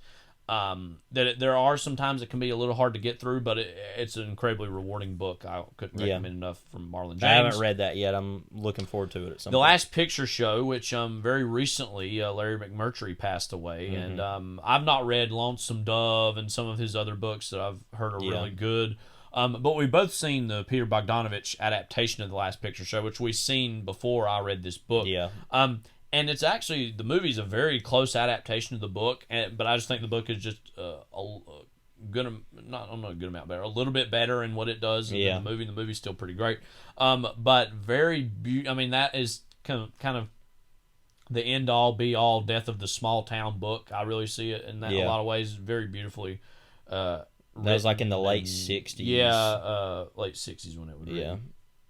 The Naked and the Dead by Norman Mailer, who we're both, I can at least speak for myself, low-key obsessed with. Yeah, as a cultural figure. You've read more of his books than me now. I've only read The Deer Park. But he just he's kind of like Vidal in that way. I'm just upset, but actually a better writer. And less more complicated in all these personal life ways, but less complicated in his actual, like, literary vision. And his literary vision and his, like, political ideas. Yeah. But yeah, and I've only read The Deer Park, but we've seen his movies though. Some of his movies. Listen, like Maidstone, that movie's just like insane. Most famous thing about it's the ending. The Rip Torn. Yeah, him and Rip Torn getting into a fight, which was not scripted. Yeah. Anyway, and so anyways, we'll probably be talking about those movies. I've got again like a later lot of at some Mailer point. books sitting on my shelf that I'm trying to loosely read them in order. I recently read Barbary Shore, which was really great, pretty great book of the early 50s, and really was talking about McCarthyism almost before McCarthyism was exactly getting kicked off, so it's very timely. That, anyways, Naked and the Dead is actually about World War II and based on his own service in World War II. And though I think something like Gravity's Rainbow is probably the best overall book written about World War II, Naked and the Dead is actually from several things makes it novel in comparison to that. A, it's from the perspective of a veteran who was involved in the conflict, and B, it was written immediately after basically the conflict itself, and so it's loosely inspired by Mailer's own fighting in the Pacific and kind of follows this one squad of guys who are basically tasked with going out and kind of doing some reconnaissance and taking this mountain from the Japanese. And it kind of, there's these chapters intermittently that almost serve as these long vignettes of talking about who each of the men are and where they come from. And it's not like particularly revolutionary as a work of literature, but it's just like the height of what it is, you know what I mean? And I can't recommend that and the other Mailer that I have read or am going to plan to read soon. We haven't really named any film books, but I did want to shout this one out because this is a really especially interesting one. Room to Dream, which is, it's weird. It's both a biography of David Lynch written by Kristen McKenna and also an autobiography of Lynch, almost musing on what the chapters were just written about on him. Yeah. And so half of the book is this kind of from the beginning of his life, kind of being raised in rural America, kind of moving all over the place, mostly in Montana is where he lived. He actually did spend a few early years in North Carolina, I should have said. About his life and how he grew into being an artist and a photographer and a filmmaker. And it has a lot of quotations in the interviews from a lot of people who he worked closely with over the years, from Jack Fisk, who was kind of one of his oldest best friends. Not as much stuff from Jack Nance, I don't think, even though they worked together early on with Eraserhead. Well, and he had passed away Twin pretty Peaks. early on. He passed away in like the mid to late 90s, I believe. And then again, it's like kind of a good amount chapter on his life objectively, and then all of a sudden it jumps in with his own impressions of some of the same stuff, and he doesn't necessarily contradict the text before what he said, but he's like, oh, I don't quite remember that way. It's interesting. So and so says that. This is how I remember it. Yeah. And we've been hitting around it for a long time. We're huge fans of David Lynch. We're going to be talking about his movies more in depth. Yeah. That's a really interesting way to do like a film biography or a memoir, because it's a little bit of both, and it goes back and forth between that. So I'd recommend that, Room to Dream by David Lynch and Kristen McKenna. It's funny I said Pete Beatty earlier because I meant to say Pete Beatty with the later book, Cuyahoga, who was the writer of that. This is a very recent book. This just came out last year, and it's one of those things you immediately see the cover, and I remember seeing it in Barnes & Noble going, ooh, what is that? I want to get that, pick that off the shelf. It basically invents a kind of a would-be tall tale character in the American like tradition of John Henry or Paul Bunyan or those type of guys. This guy's named Big Son is his name, and his brother Medium Son is actually the one who narrates the book. Kind of is really more of the guy, and it's set specifically mostly in like the 1830s, and it's this beautiful combination of both history and myth, and it's a lot about Ohio as a territory, kind of how it's being slowly filled in as a state and trying to tame the wildness of the Ohio country of that time. So it reads very quickly. It's a very short book. Again, Cuyahoga by Pete Beatty. I can't recommend that enough. Finally, my last honorable mention I would name here is 11/22/63 by Stephen King. This probably is again, it's between this and The Stand.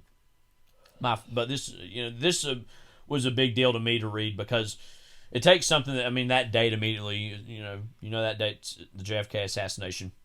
But this sounds like a cute or smug thing to say. It's not really about the JFK assassination, though. It's kind of about the guy who, finds basically a portal to go back in time to the late 50s. Is it 58? 59. 59, yeah. I'm not certain. Where he goes back to that time. What is he, like an English teacher, high school? Yeah, he's an English teacher. It's 1959 specifically, I remember now, because he meets Richie and Beverly from It, and it's like after the events of that, and they were still living in the town at that time before they moved. So he's an English teacher. And he sets this big mission in his head. I've got to prevent the assassination of John F. Kennedy, because we've been told for many, many years and logically that was a way in which the 60s started to go awry, among many other things. And the specific reason why is because I think it was Al was his name, was the friend of his that owned this diner where the like wormhole is or portal is,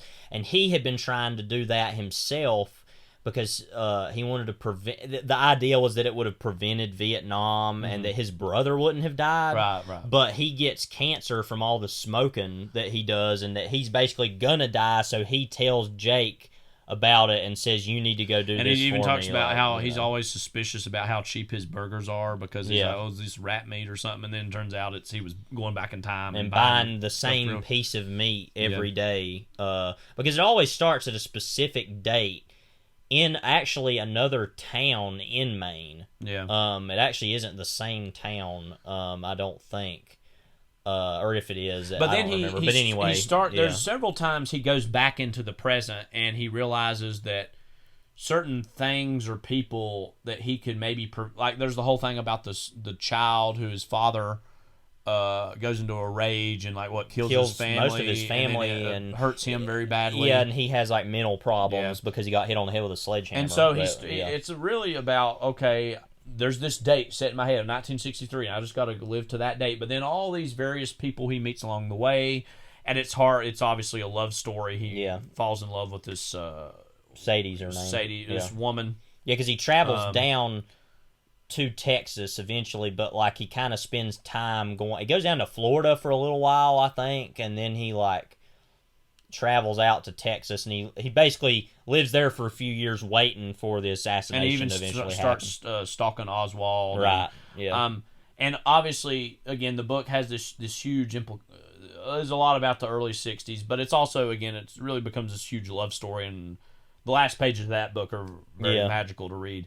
And so you're a fan of that book as well. Oh, yeah, and that was my first of his books I read, and it is kind of the best first one to read, in my opinion, as a history person. I mean, it totally, transport. I mean, it's it's corny to say, transports you to that time period. I mean, he obviously lived through a lot of that as his childhood and remembers a great deal about those things. But it's pretty accurate to be a fantasy science fiction thing, and it is very much, like I said, about time travel and that sort of thing, and that time in the book takes forms like it's trying to stop him from doing that, like a tire will blow out or this thing will happen. It like puts these roadblocks in front of him that time is the villain of the book, like, but anyway, you're gonna say something. Are there any other books that really King books that deal with time travel as explicitly as that? Not that I recall off the top of my head that I've read. You would think that would be something he plays with in multiple books. I don't know. There are probably other books of his I haven't read that do that, but yeah, huge fan of that. You saw some of the adaptation of the Hulu show. Yeah, and I didn't really care for it all that much, mainly just because it added some new characters, and I just don't really like James Franco. But he seems like a very odd choice to cast. I don't really. I saw him as a totally different character, and I think pretty sure that our mom might have watched all of it or watched more of it than I did, and she liked it, but I wasn't that big of a fan. But do you want me to go through my honorable mentions first too? Okay, so the first of those, before we get to our number ones, is Death in the Family by James Agee. That's famous for being his only novel that he ever got published. I think it was actually published posthumously because I think he died at a very young age. He had I know he wrote the screenplay, The Africa Queen, or The African Queen, and I think had written a couple other screenplays, but that's basically sort of a semi-autobiographical book about him growing up in the early 1900s in Knoxville, Tennessee, about his father's death and kind of how that affected his family. There's not much I can say about that other than it's just totally amazing. I mean, that's another one of the great pieces of Southern literature, I think, too. And it's really is a shame that we didn't get more books out of such a genius like that. But anyway, The Catcher in the Rye. No, I'm not an assassin. Not yet, anyways. Hopefully not. I mean, I've been playing a lot of Hitman recently, but I don't plan on doing any of that. I've read that book as well, and I do think a lot of it. Yeah. Everybody kind of knows about The Catcher in the Rye, what that's about, but I think the easiest way to explain why I love it, The Great Gatsby opens, I don't remember the exact words, but it's like, when I was very young, my father told me some things that I've been pondering over ever since. Ugh, what a boring way to start a book. I think Gulliver's Travels kind of starts that way too, so there's a lot of those books that are just like, when I was young, blah, blah, blah. That book literally starts with, I don't think you're going to want to hear about all that, so I'll tell you about this thing that happened to me here a couple Christmases ago. And I was like, oh, I already like this book. I mean, that's just a totally, transportive book into the mind of basically a sociopath. I mean, he's a bad guy, but, like, he's not, like, he never does anything. He doesn't ever kill anybody or anything, and I don't think he will. But, sadly, a lot of the, dregs of society really attach themselves to that type of person. I just think it's just such a totally, transportive book that, and just really funny and, like I said, I don't see myself as a Holden Caulfield, but there's a lot of things about him I find to be, relatable. A lot of people forget is the very end of the book, kind of towards the end, is where he's watching his sister ride the merry-go-round in New York City, and that he kind of breaks down and cries, and that's a very human moment that a lot of people kind of disregard in that book for some reason, which is my favorite single moment of the book. I mean, on the cover of the book is the picture of the merry-go-round. Yeah, I mean, I don't really have a whole lot to say about that book. Enough other people have talked about it. I haven't read any other Salinger, but I'd really like to. It's mostly just been like Franny and Zooey and some other like short stories. Mm-hmm. But yep, I'm a big fan of that. The Sun Also Rises. We kind of already talked about that book, sort of, with the Hemingway novel, which came out in the 1920s.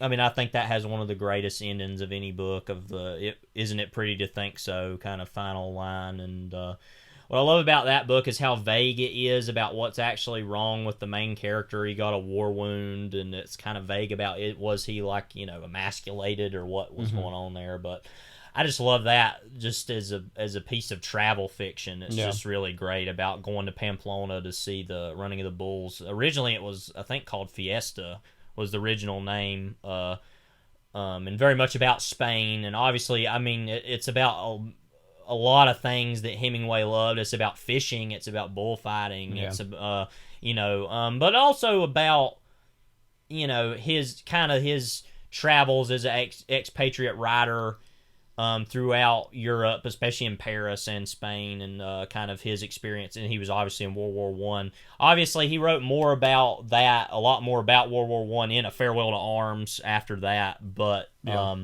that's a lot more about kind of the direct aftermath of World War One and where that left a lot of Americans who had traveled and during that time, and kind of what the 1920s was in a kind of more global sense. But that's kind of I think, again, favorite, that's one reason why it's not taught in the same way Great Gatsby is because Great Gatsby is very clearly applicable to America, and Sun Also Rises is in Spain about some Americans, but there's international, and so it's just it's harder to say to kids this is exactly what the 20s was, because it's more it's just it's frankly too good. Because trying to do and other things, I think that would be, I mean, the only Hemingway I actually ever technically read in school was Hills Like White Elephants, which is a pretty good short story. But I always thought and I wouldn't, and that would I've liked it as much if I read it in school. I don't know. That was something we were just talking about the other day. Is like when you're forced to read something in school, you're kind of I don't know. But there were some books I read in school, And Then There Were None, which I'm still even a pretty big fan of, the Agatha Christie book. That was probably the first book I read that in middle school actually, but that was probably the first book I ever read in school that I was like, I really like this, And I read stuff like The Crucible. We read a lot of plays in school, and that was an alright enough book, or Night, which actually just the Elie Wiesel book, which I actually just reread I'm doing a long-term supposition for English right now, so I reread that. And then The Catcher in the Rye I actually read already, and then I read it again when I was a senior, so that doesn't really count, but I had read that on my own and loved that. But anyway, so would I have loved The Sun Also Rises at the time? It would be pretty to think so, but I don't know. But it's a book I think it would be better. I feel like in a lot of English classes, and I really did love English class, and I'm teaching one right now, so haha. But we like to find those easy things to this is what the 20s is, like we keep saying about The Great Gatsby. But to actually really dig into what the time period was, I guess it's also because we're more of history people, so we're going to be more interested in that lost generation idea of what Hemingway was writing about. Plus, he's a better writer, so I don't know. But anyway, Sun Also Rises. Another of mine is Don DeLillo's Underworld from 1997. Spoiler, we're about to talk about that a lot in a moment, so I won't really say much about that. But other than that, I read that at the end of my senior year of high school, and that was another book like it that really broke through, and that's a pretty long book, and I read that, and it wasn't as difficult to read as I'd assumed it was going to be. I mean, but adjusting, and he's the best writer of prose, bar none, I think, of anybody, Don DeLillo, but that you look at it and it's not that it takes getting used to, but especially a book like that, reading that at that age, it kind of was a little bit difficult starting out. But and we'll talk about this in a moment, but I think that The Triumph of Death is the name of the prologue of that, which was also published as Pafko at the Wall as its own novella, is the best piece of fiction writing of all time, I think. Anyway, and then the last two I kind of did as a tie were, and we just talked about them, so I'm not going to say any more about them, but The Amazing Adventures of Cavalier and Clay and The Mysteries of Pittsburgh by Michael Chabon were my other two honorable mentions. So, you can go ahead. Number one, Underworld from 1997. Now, you read Underworld before me, and you had recommended it and spoke very highly of it. Don DeLillo is frankly a name I hadn't heard of a lot before that, which is very mysterious to me because now I look back and his books mean so much to me.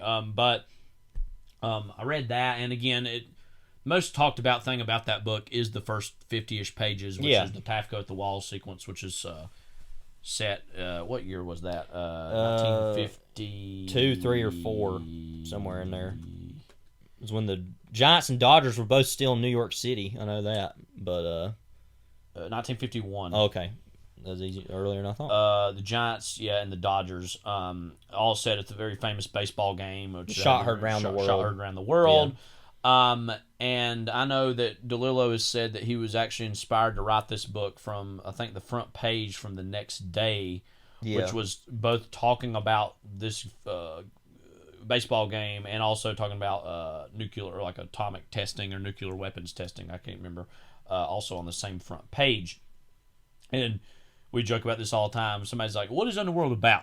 Yeah. It's like, well, it's basically about the second half of the 20th century in America, which is a very big, broad idea. Yeah. There's a lot of characters in the book. The main character is named Nick Shea. He's essentially a guy who has a shadowy past that we don't get the full revelations of until late in the book. Yeah. Who basically works in the garbage industry. And the whole book is about, as pretentious as this might sound, about waste, about what we throw away. And this is not the first DeLillo book to talk about this. White Noise in its own ways about, and this is another weird phenomenon, I'll say this too. When you kind of read a book from an author that's later in their career and is kind of considered by many to be the distillation of what they've been working to first. Yeah, right. When you read that first, and then you're almost playing catch up when you read the other books. You say, oh, this is a little bit of that, this is a little bit of that. That, reading Underworld first is, who cares? It's a great book, so it works as its own thing. But it is a weird phenomenon because you go back and read all of DeLillo's other books, and you see all the little ingredients and the pieces that are eventually going to go into that. And they're saying their own little things in their own little ways. But Underworld, again, is a huge novelistic enterprise. Is, again, his longest book. And he's actually, most of his books are short. Especially, I'll go through here in a second and give you just very, very, very quick, brief reviews of each of these books. But Underworld is, by a good amount, his longest book. I feel, and again, his prose, as you've said, is, very, it's corny to talk about people in terms of jazz. He's even said, though, himself that jazz had a huge influence on his work. Yeah. In terms of the way he writes, and just the way he structures his sentences. And I know after a certain point that he actually was less concerned, almost, it sounds like, with the writing itself, and more looking at how words look on the page. Is what his guiding principle was. Which, you think about that level of skill. Yeah. That's what you're worried about. Who knows? Maybe he's just saying that, but that's what as a visual, and then the words themselves are that great altogether. Right. And again, Underworld's a very long book. It's the beginning. The framing device of the book is kind of set in the early 90s, 91, I believe, and it jumps back and introduces a whole host of characters, even though Nick Shea is almost by default the main character of the book, but there are so many characters. And again, a lot like Mason and Dixon, when I think of Underworld, I think of it almost just as this huge treasure trove of art. It's just everything that is important about the second half of the 20th century in America is right there. It's baseball. It's about nuclear annihilation. It's about relationships. It's about Zapruder film. It's about everything that he's worked it's towards. It's about serial killers. It's about to that point, one of the most affecting things in that whole book, and I mention this a lot when I talk about it, is that there's so many characters in that book, and some of them get a lot of time you spend with them. From whether it be Nick's family itself, his brother, his mother, his wife, a character that he has a relationship with, who's kind of having an affair with, and her husband, and there's just so many characters at work. J. Edgar Hoover is like a fundamental character to the book. Yeah. Sister Edgar, this totally other separate nun character, plays a huge role in the book. Even Lenny Bruce is kind of a Lenny character in the Bruce book, plays yeah. kind of a running narration in a part of the book. But one thing that really sticks out to me a lot, and you hinted at it, is there's a serial killer, the Texas Highway Killer, who we hear about from other characters in other sections towards the beginning. There's this video of these serial killings that were taking place. And we get all these, various characters, and then we actually spend some time with who the Texas Highway Killer is. And one thing that's really refreshing about that book is that, you know what, this serial killer is just as miserable and hopelessly lost as anyone else. Yeah. And it's just like, he's just as all over the place and doesn't really know why he's doing what he's doing. And again, he's just as hopeless as anybody else. Yeah. And then the book forgets about him. Yeah, that's what's and then the book interesting. just totally moves on. It doesn't write about him in the conventional serial killer way. I mean, it's not that DeLillo is exactly sympathizing with the character so much as he's just like, well, I mean, he's just a person. It's like sometimes we like to psychoanalyze these serial killers to a certain point, and in that it's just very much like, well, he's just a guy, and it's like, will he do it again? He doesn't really know. I don't know. It's like, it's very vague in a way that is, like you said, refreshing. And so again, that really sent me on the trail of reading all the other DeLillo books. And she's written about 18 novels, as well as a collection of short stories, and then various other short stories, and even some plays that I haven't written yet or read yet. And then even Game 6, he wrote the screenplay for, which we watched with Michael Keaton. Good little movie. Yeah. Pretty weird movie. Loosely speaking, DeLillo's career is split into about 3 parts, I would say. You could even find micro versions of it, but really 3 parts: from Americana, End Zone, Great Drum Street, Ratner Star, Players, Running Dog, and Amazons, which I actually haven't. That's one of the ones I haven't read. It's a whole complicated thing with that book. A really kind of a selection of books, and all those are relatively short. Americana is his very first novel. I really have a lot of affection for that. That's one of my very favorites from him. Kind of about a wayward TV executive who basically goes on the road and tries to create like a documentary film. Yeah. Pretty great book. And his other books are good as well. I mean, their End Zone is relatively simplistic approximation about football, the relationship between football and nuclear warfare in some ways. Okay. The similarities between those two things. Great Jones Street is pretty good. That's like him kind of writing about the rock scene of that era. And that character is kind of a distillation of Bob Dylan and some other pop stars of that time. It's a very dark, nihilistic book. And that's the thing about a lot of these early books. They're pretty all dark. I mean, Ratner Star is his probably most difficult to read book. It's still a pleasure in its own way, but that's among my least favorites. But it's his most complex book, and I would recommend people read that if they got the time and the patience for it. And again, this is a common theme with a lot of these early books, and all of his books, but especially the early ones. Players is a book that's almost like a ghost that keeps haunting you and you kind of forget about. But there's certain things about what that book's talking about with regards to terrorism that he's writing about in 1977 that are not only going to be something that reoccurs in his later work, but also is just going to, in their own way, disturbing and in a healthy way that kind of haunts you and turns your mind to it. Running Dog is among his strangest books, I would say, about the possibility of a pornographic film of Adolf Hitler existing. What it actually turns out to be is nowhere near as bad as that, but turns out to be infinitely more weirder than that, I'll say. Okay. And so I'd recommend that. Again, I haven't read Amazon's. Apparently he co-wrote that with an assistant of his, and so he's only really even acknowledged that in a single interview as part of his career. The Names is starting to be a more transitional book into kind of the second phase of his career. And The Names, which is kind of this, almost this, what is it about? It's basically like about this cabal of language-obsessed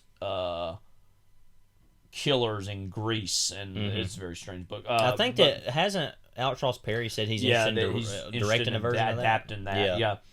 White Noise was actually a big breakthrough book from him, and among his most well-known books of this time even still, and I'd say he's one of his very best books as well. You've read that. Yeah. So that's a pretty great, and that's actually getting ready to be adapted into a movie itself by Noah Baumbach, starring Adam Driver and Greta Gerwig. I'm very, very, very excited for that. Libra. Now, Libra is also one of his very best books. I'd say probably his second best book. That's my second favorite book. I'd say it's probably the same for me, Libra. And another hint for you, we love throw little breadcrumbs. We're going to be talking about the JFK assassination more in depth with another episode in the future. I'll let you take a guess at which one that might be. Libra is among the more interesting explorations I've ever seen of the JFK assassination. Yeah. Because while it engages in a lot of the conspiratorial things that surround that, it also is like, no, let's put Lee Harvey Oswald at the center of this story. And in a weird way, he gets left to the... is in footnote or this at the sides this is of an the story. argument that I don't think is that controversial, but I'll make it anyway. More than anything, I think that the true story at the heart of the JFK assassination is Lee Harvey Oswald. And I think that sometimes we kind of like to, he didn't do it, like we'd like to assume he didn't do it, and then move over and talk about Guy Bannister and David Ferry and Clay Buttram and, whoever else, or talk about JFK. I mean, obviously, really, JFK is, I guess, really the real center of it because he was the one who was assassinated. But really, though, when you think about it, it's all the story of the men who are like Lee Harvey Oswald, the Holden Caulfields of the world. And those are the true Americans, in quotes, at the heart of these kind of things. Oliver Stone has obviously taken a stab at this, and a lot of people are try to answer who really killed JFK. The most disturbing aspect to me of Libra is the suggestion. It's kind of having its cake and eating it too, because it's not purporting to be real history. It's trying to be this musing or this expressionistic take on what this was, in its own way. In some ways, that's the ultimate way to go because he can do stuff that doesn't have to totally align to fact, but it aligns to another truth. Yeah. The truth of the matter being, again, the most disturbing aspect of this, and I think this is something over the last 30 years we've only seen more and more of, people thinking of themselves as these iconoclastic agents or martyrs for history, when in reality there were these greater forces at work that made them believe that they were their own person, but in reality they were manufactured or created. Which I think is really the most disturbing take you can even take at this. That this is a guy who thought he was doing something on his own, but in reality there's this whole mechanism and machinery at work to push him to do it. And so in that ways, I think it's the ultimate expression of that moment in time. Mao, too, is another one of my very favorites. Yeah. And again, this whole period of his work, as a lot of his best books were written, really from the names all the way through Underworld. Mao 2, I think I could see that being a really great movie actually as well. That's kind of about the nature of terrorism in the early 90s. I read that about a year ago. He doesn't do a lot of books about writers. Yeah. That is one that he done. That normally annoys me, but that book is just so good. I don't even care. But yeah, that's something that normally I'm like, another book about a writer. And there's, of course, Underworld. The Body Art is very brief. And again, some of those books were on the longer side. But then the ones at the beginning and end of his career are on the shorter side. Body Art is basically a novella. Kind of a ghost story. It's like a ghost story. I got his first book after Underworld, and it came out about 4 years after. Cosmopolis, that's pretty good. That's been actually, as of yet, the only official adaptation of his books, directed very interestingly by David Cronenberg. Yeah. And Robert Pattinson was in that. Yeah. And that's a pretty good adaptation of that book. I think the book's a little better, but is very... And, that's all pre-Occupy Wall Street, and that book in some ways is all about where that is going to go. One of my very favorite of his books, I would say is way up there, is Falling Man, which is the first of his books to be a post-9/11 book, really, in a fundamental way. In some ways, Cosmopolis already has a cloud hanging over that, because he was working on Cosmopolis when 9/11 happened, and I think he said that he just stopped writing for some time, writing that book, and then came back to it. And so there are flashes of it in that, but it's still in a world mostly conceived of before that. Falling Man is his big book on 9/11. I know a lot of people, they were slightly disappointed by it and didn't think it really answered the moment. I totally disagree. I think it is among his best books, and I'd recommend it to anybody. And the cover of Underworld is almost a very haunting image. It's of the Twin Towers. It's and it was in the late 90s, so it was obviously pre 9/11. But he's obviously already been writing about terrorism and a lot of things about 9/11 before 9/11 even happened. Yeah. Which makes his career among the more interesting to read leading up to these events and even after. Point Omega, I know you've read that. That's another novella. It's also pretty brief. Really great stark descriptions at the beginning of that book of watching 24 Hour Psycho, which I think is the most memorable thing about the book, is kind of his interpretation. And also of that had a very, very, very direct influence on something I wrote once, which is kind of laughable that it's literally the same thing, but anyway, but that had a direct influence. 0K, which overall is fairly good. It's pretty good, but actually the last 2 pages of that book are my favorite thing he's ever written. And so I would encourage you just to seek that out and go to a bookstore, find the last 2 pages of 0K and read it for yourself. Yeah. It is a distillation of what the whole book was, but it also just reads as its own beautiful piece of literature in and of itself. The Silence was actually released last year in the midst of COVID. And it's kind of about almost like all the power goes out on like Super Bowl of 2022, I believe it is. And he just is always right finger on the pulse of everything, ain't he? You know, yeah. It's the really whole book insane, was basically written pre-COVID. Yeah, and he was actually wondering. I read an interviewer profile with the New York Times, and he said he's thought about, should I put that in here, and he was like, no, it just needs to be what it is, right? And, you know. And it's already about that anyway, and he didn't even know it almost. And it's a very strange book, and he's getting up there. He was born in 1936, so he will be 85 this year. In November. He and Pinchon are both about the same age. Yeah, he's born in 37. So there's always the possibility that could be his last book. I don't know. You know, he's getting up there. So I hope not.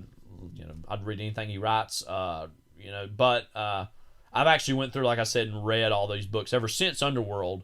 And a lot of those books have been great in their own way, but Underworld's Underworld. And again, if I ever had to recommend somebody just read one, Underworld would be the one, because again, there's so much of that other stuff. It was interesting to go back and read the other ones and see the steps being taken to get there. Right. But then if you just had to read one, that is almost the again, a distillation of the last 40, 50 years before that. So right. I know I rambled for a while there. I just wanted to walk through some of those books. Yeah. Because, well, that's again, a good excuse to get all those thoughts out there. I don't know if I'll ever have a chance to talk about him again really on here, so I just highly recommend checking him out, and if nothing else, Underworld.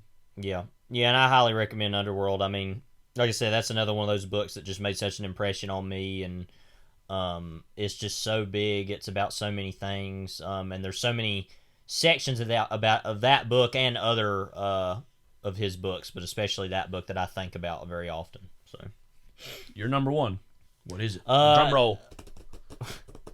Inherent Vice. Okay. Yeah. No, yeah. no surprise I don't here. really know if I have anything to say about it. I mean, we've talked enough about it. It was another one of those gateway books, as I keep saying. I mean, it just really was a joy to read for that first time, and to reread again and again.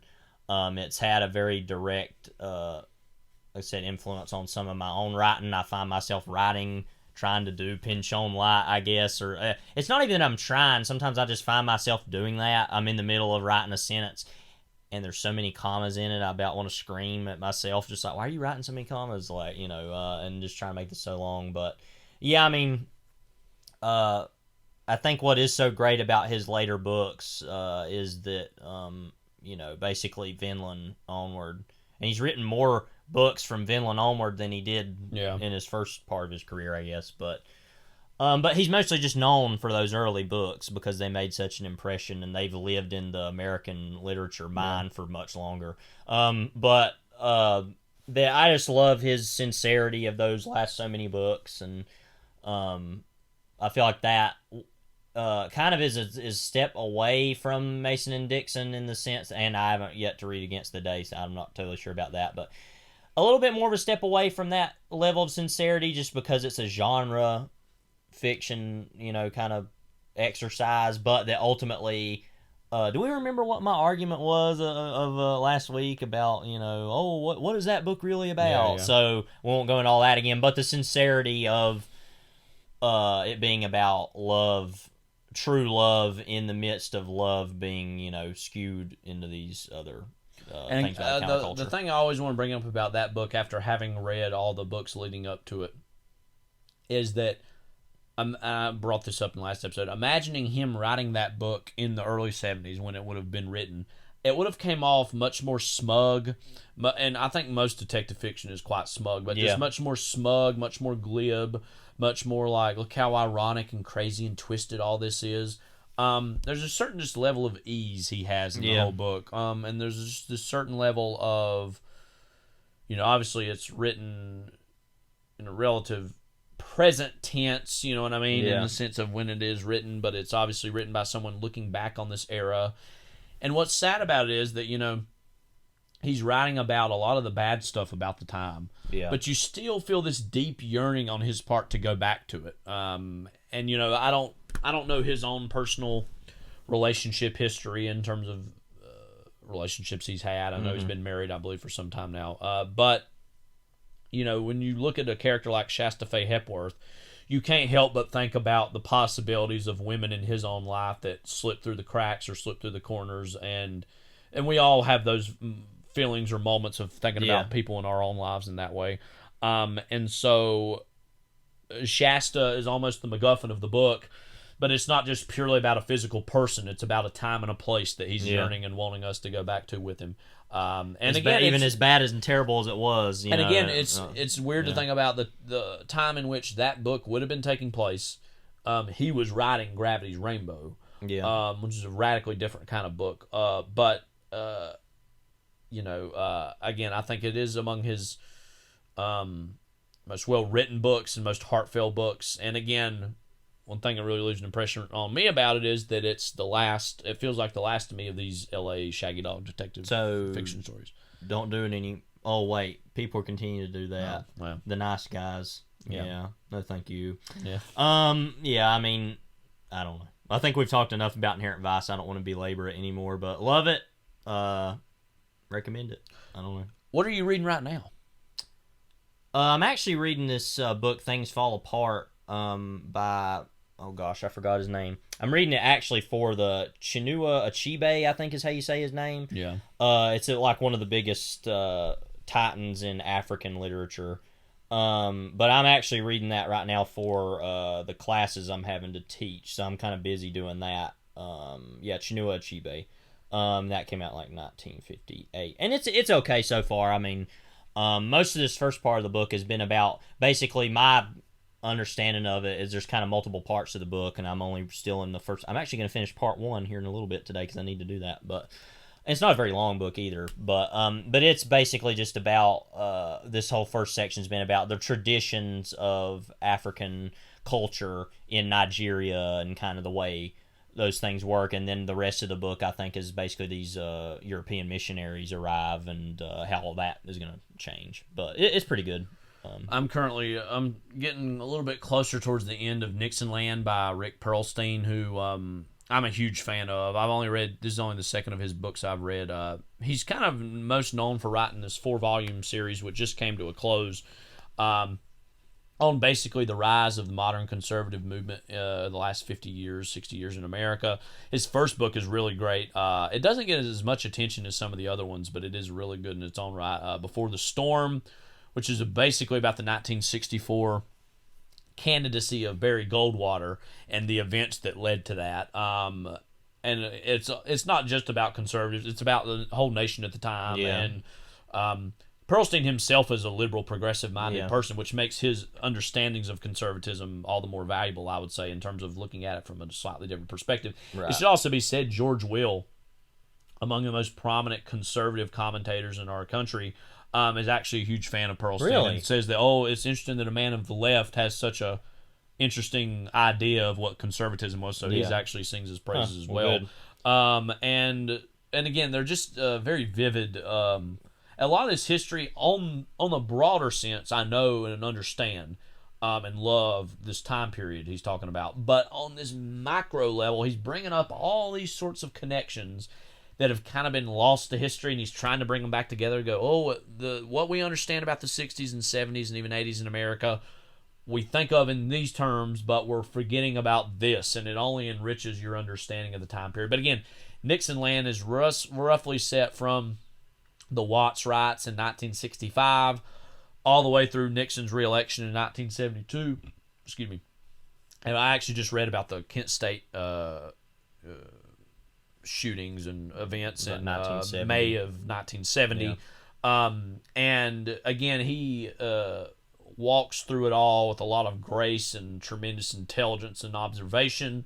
And then, so his third book, which I plan to read very soon, is called The Invisible Bridge, which kind of is about Nixon's downfall and Reagan's simultaneous rise, even more so within the conservative movement. And then his last book, which came out just last year, was Reaganland, which is kind of about the administration of Jimmy Carter leading up to the election of Reagan in 1980. So again, if you're into history books, if you're into the 60s and 70s, I would recommend Pearlstein's books because they're pretty great. Yeah. So anything else we want to add to Read. Please read. We need some readers in this world, I swear. I'm not going to end this negatively with the sense of the world's falling apart and we need people to actually pay attention and read things, but do read. I'll go about more of a positive way, like how much reading is meant to my own life, not only just as a person who aspires to do some of the same things as far as a writer, but also just how much joy it brings me to sit down and read a book. And I haven't done it as much as I'd like to in the past year because I've been a little bit busier with substitute teaching and stuff. But I've still found ways to continue reading. And these are by no means, we tried to just pick some random favorites. Books. And that might not even be some of the most accurate lists, I'll say, at least for me. There's other things I would think of, and I'm debating, do I really love what is my favorite Hemingway book? And it's easy to say Sun Also Rises. That's the first one that pops into my mind. Yeah. But yeah, it's not a definitive list, but it's one that we thought would be good enough for everybody. But and I actually just looking even at my top 3 they're longer books. Yeah. Like Underworld, Cavalier and Clay, and Mason Dixon are longer books. And frankly, there's a huge push in our culture right now to honor and worship brevity. Things need to be brief, whether it be a book or a movie. People love the 85-minute movie. Oh my God, if it's longer than this, I don't like it. Frankly, I like things that try hard and are big and are not going to shy away from saying, no, I'm trying to say something important here. I'm not trying to skirt by the edges and be the shadow of something. I want to be the full. Yeah, I mean, I've got a Heaven's Gate poster in my room, and that movie's like 4 hours long. I mean, and I'm like, no, I love that. I mean, I want to watch that right now. But yeah. And everybody has their own ideas and versions of this. As someone who holds cinema as my favorite art form, and in a lot of ways, I hold literature as the purest art form. Yeah, now, some would maybe say music, or some would maybe say fine art, or whatever. And everybody has their own opinions, whatever. But to me, literature is, for one thing, you don't have to deal with as many compromises in that as you do with other art forms. Now, you have an editor, and you have covers, and you do have some things. Don't get me wrong, but ultimately, it's you and the author. Is what the relationship between what it is. And the author has so much that they kind of give over to you, and it's between you and them, whatever you create out of it. And it's something that happens in your head. It ain't something that happens in front of you, in terms of you see an image or you hear something. It happens in your brain in a very interesting way. And so, just to be corny as hell, read books. We love books. Yeah. So do that. I don't think that's that corny anymore. No. So also read good books. Yeah. That's all I'll say on that. Let's just leave it there. I totally agree with what you're saying. I'm not going to say anything more than that because I don't want to offend anybody. But you probably have an idea of what we mean at this point if you've listened for 2 hours to us talk about this. So. Right. Yep. So again, as we said last time, our next 2 movies are going to kind of be a series of sorts, back to back, of The Hustler from 1961 and The Color of Money from 1985, 6, 7, 8, 9. We'll never know. As we like to say. The mid-'80s. Yeah, I could easily look this up right now, and I will. I mean, as Paul F. Tompkins once said, the president was on cocaine. So 1986. Okay. So about 25 years between. And again, we're fans of these movies, and so I haven't played pool in a while. That's something that unfortunately COVID is restricted. I've been wanting to get back into bowling, but pool would be cool too. Yeah. Now, last thing we'll say with this, our dad, he doesn't play pool all that often anymore, but you give him a pool stick, he can just eviscerate either of us. I've never seen anybody play like that, and he does it with such just nonchalant. He's he doesn't play dirty or nothing. No. He's just very I'm just gonna play. Because we went up to Gatlinburg a few years ago. It was actually when The Return was on. I remember because it was 2017. And I'd played with him here and there over the years, but we don't have a pool table, so it's not like we could do it that often. But the Airbnb we were staying at had one in the basement, and he was just knocking them in, just like crazy. I guess he just practiced. A lot of it had to do his dad, Lewis, owned some bars. In Myrtle Beach area and some places. And he spent a lot of time and golf. And, I know he said he's spent a lot of time in those places playing. Right. And, so it's just strange though. We don't have one, but he's still that good. Like he's never out of practice. Yeah. It's just really weird. But yeah, and he likes the Hustler quite a bit. I guess he liked Color Money. I don't remember what he said about that. I don't remember. But yeah. So yeah. This is Kyle. This is Levi. And go read a book.